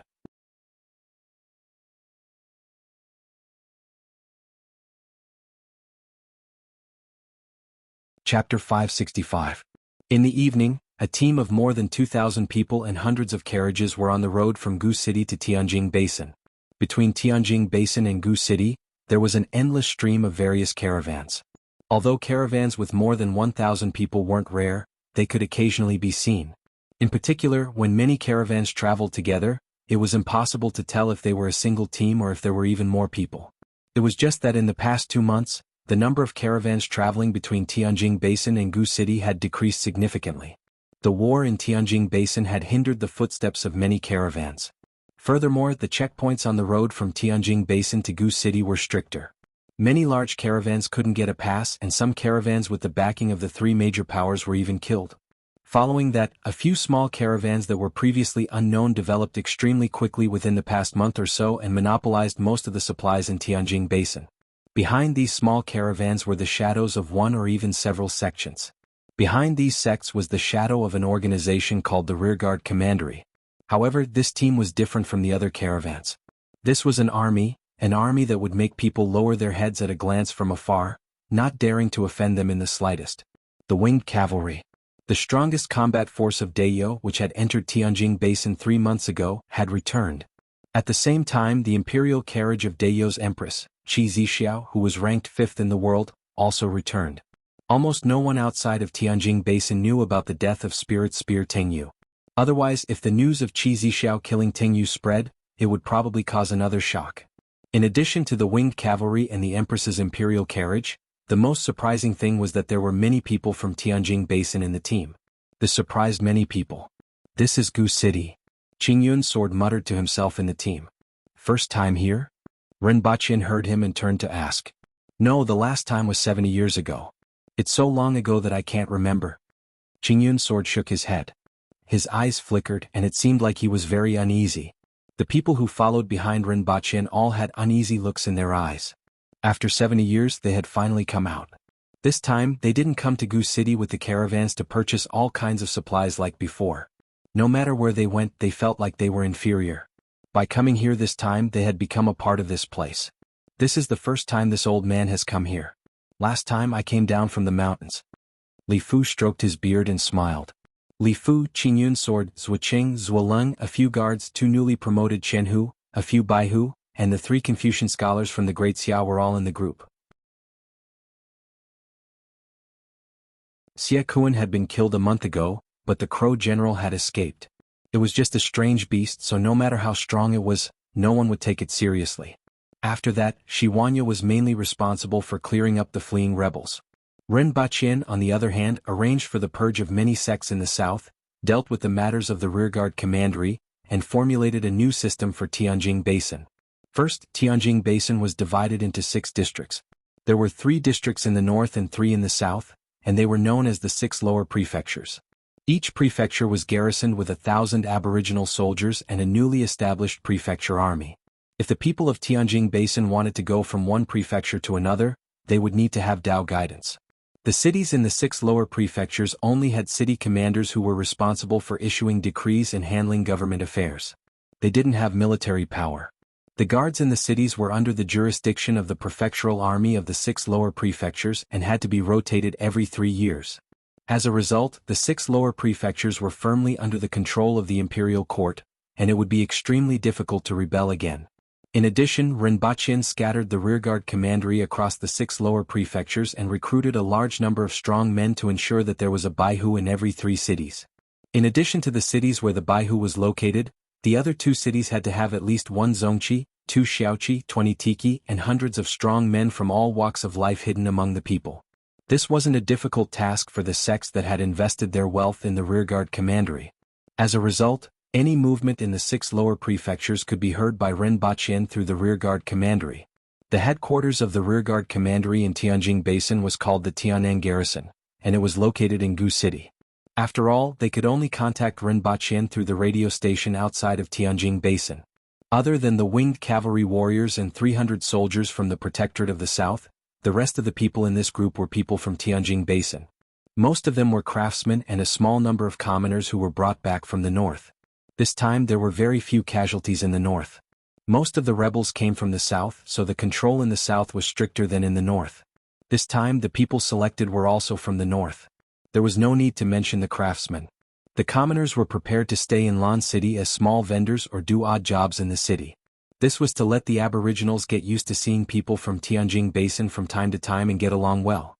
Ren Baqin was working hard in the direction of what he had told Qingyun's sword before. This wasn't only for the people of Tianjin Basin, but also for Dayo. It was unstable to walk on one leg and Dayo was currently walking on one leg. Ren Baqin had high expectations for the role that these remnant people of Tianjin Basin could play. Sitting on the fork-horned cow, Ren Baqin thought for a while and said to the people behind him, "Don't call yourselves remnant people in the future. We'll always remind people of your past. In the future, you should be at ease and integrate into Dayo as part of Dayo." Qingyun's sword understood what Ren Baqin meant, exchanged glances with Zuocheng and replied, "In that case, let's call ourselves the Jing tribe. The Jing tribe of Tianjin Basin. In that case let's call them that." Ren Baqin nodded. It seemed that not only the aboriginals, but even they couldn't let it go so easily. As the group began to enter Gu City, the people behind Rinpochen sized up the city entrance with apprehensive and hopeful eyes. The commoners in the city also began to size up some people at the back of the group with curious eyes. For the next few days, the Empress contacted Lan City and the other protectorates to handle various matters. Although there were reports sent every day, it wasn't as convenient as using the radio to chat in the group chat. On the other hand, Rinpochen settled down the people from the rearguard commandery. At the same time, he asked Gong Zheng to allocate some manpower to send the commoners and craftsmen to Lan City. Of course, there were also the hundreds of carts of goods, which were the biggest material harvest from this rebellion. Other than the sects in the south that had surrendered, the rest of the sects had all been wiped out. The materials and gold from those sects were naturally used to enrich the national treasury and the Empress's small treasure house. All the secret manuals were given to Rinpochen. Rinpochen was preparing to build a huge library in Lan City. All the secret manuals of the sects would be placed in it. After that, he would also collect the secret manuals of the Aboriginals and fill them in.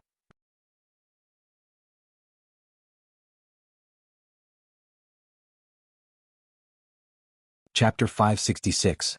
In Dayo, a small city that wasn't on the main road, didn't have any special products, and had a population of only tens of thousands of people. The salt team is here. The salt team is here.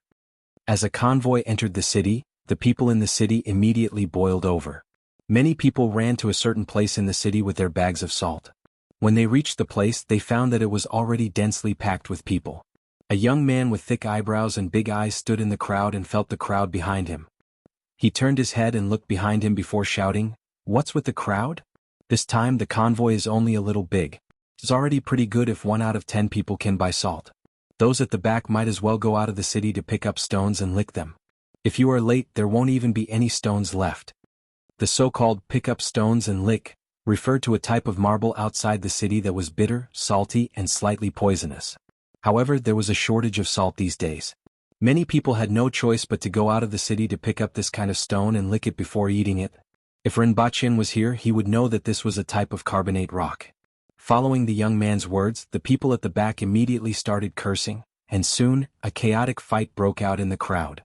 An old man in his 70s or 80s jumped 2 to 3 meters high and kicked out with a strong gust of wind. An auntie on the street punched many people in the eyes with her fists. Even a 10-year-old child darted in and out of the crowd and occasionally kicked the groin from time to time. Fighting was the nature of the Aboriginals, and this was true even for the seemingly simple residents of this small city. As a result, fighting over a small matter had become a common occurrence. The basic process usually went like this: "What are you looking at? What's wrong with looking at you? I'm going to beat you up." Then there was a round of punches and kicks. It was just that a large-scale battle like today's would only happen every time a salt team arrived. Due to the lack of salt, many people felt that they were getting weaker and weaker. By the time the newly formed militia stopped the fight, many people were glaring at each other with injuries on their bodies. However, after a while they burst out laughing again.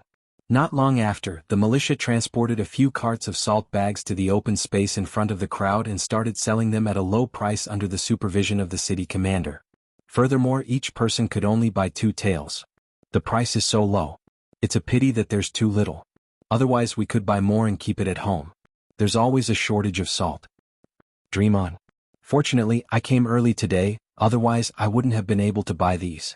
When the people at the back saw the salt in front of them, they were immediately disappointed. Just like what the kid had said, it would be good if 1 out of 10 people could buy it. When will there be more salt? Yeah. If I don't eat salt, I won't have any strength. Everyone, the Yun Nation, Chen Nation, and Great Xia have cut off our salt supply routes. It has been 2.5 months since a single bag of salt has been shipped in. The city magistrate, who was also one of the few experts in the city, stood at the front and announced loudly, "Kill them. Get the salt back. Kill them. Kill them. Kill. Kill. Kill." The crowd below immediately began to shout. The originally simple and honest citizens were immediately filled with murderous intent, and their faces also revealed fierce expressions. If people from other countries were to see this scene, they would understand why the Aboriginals were able to contend against other countries with such a small population, be it in terms of population, financial resources, or equipment, and even win against them. Even though these commoners had lived on this plain for 70 years, their bones were still filled with that kind of wild nature. Even children who didn't grow up fighting with ferocious beasts in the mountains were still full of the desire to fight.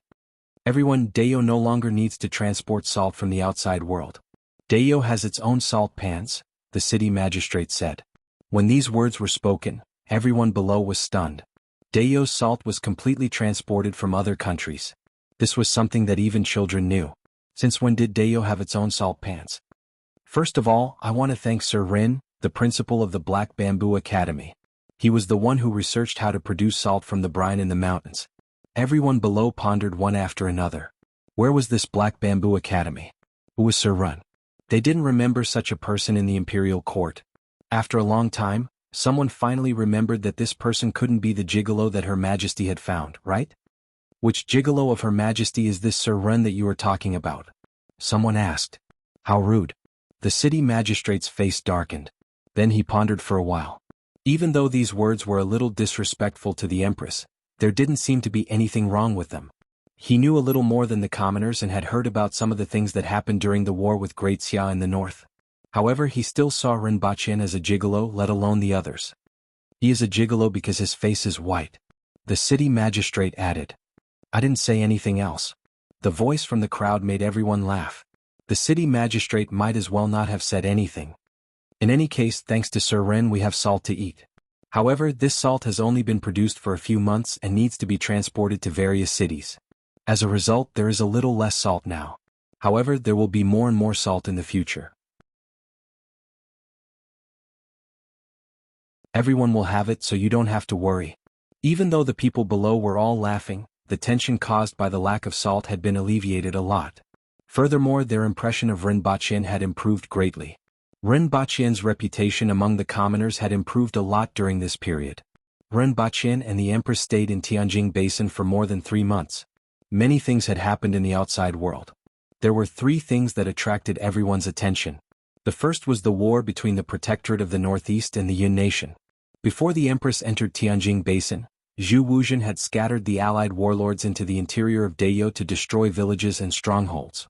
This was exactly the same tactic that Great Xia had used. In the early stages, many of the villages at the border were destroyed, but the villagers taught the allied warlords a lesson. The number of soldiers was less than 2,000, and they were repeatedly defeated by a village of about 100 people. This made the allied warlords lose a lot of face. The reason for this was that the defenseless villages didn't have the time to move, so there was no way out. They fought to the last man and wouldn't stop until he was dead. However, if the casualties of the allied warlords' young masters exceeded 15%, they would retreat, and if the casualties exceeded 20%, they would collapse. In addition, most of the adult aboriginals were at the man-wheel level. As a result, the Yun nation's advance in the early stages was extremely slow. By the time they learned from their painful experiences and formed a large army, the newly trained new army arrived. The result was obvious. When Rinpochen and the others returned to Gu City, Zidonglai had already conquered 4 cities in the Yun nation. The second thing was that the Qin nation had already declared war on Dayo. The war in the southeast wasn't intense. Both the Zhuo nation and the Qin nation didn't seem to have much interest in fighting. Both sides stared at each other at the border every day. Occasionally there would be a small fight, but it was more like an exhibition than a war. Dayo was happy to see this, but they didn't know how long this situation would last. The third and most important thing was that the salt transportation routes from Great Xia, the Yun nation, and the Qin nation to Dayo had been cut off. Since the Qin nation sent their troops, not a single grain of salt had been transported into Dayo. This made many people very nervous. Fortunately, the imperial court had recently released a batch of salt. There were 100,000 stones of salt, which was 1.2 million kilograms, which was enough for more than 3 million people to eat for a month. After some restrictions, it could barely be enough for 7 million people.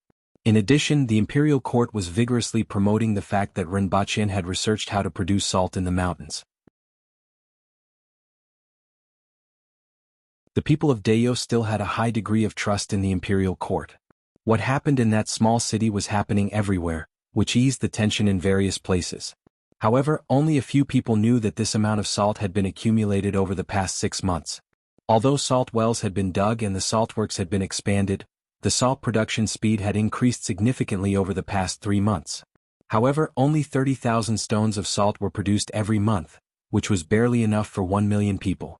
Next, the most important thing was to rely on Zidonglai to seize the salt in the Yun nation.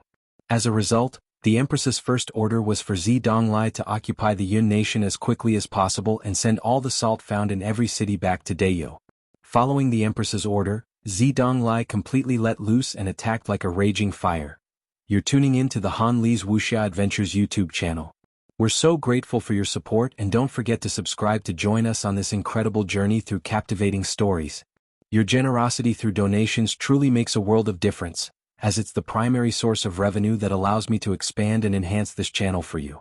Thank you from the bottom of my heart for being a part of this adventure.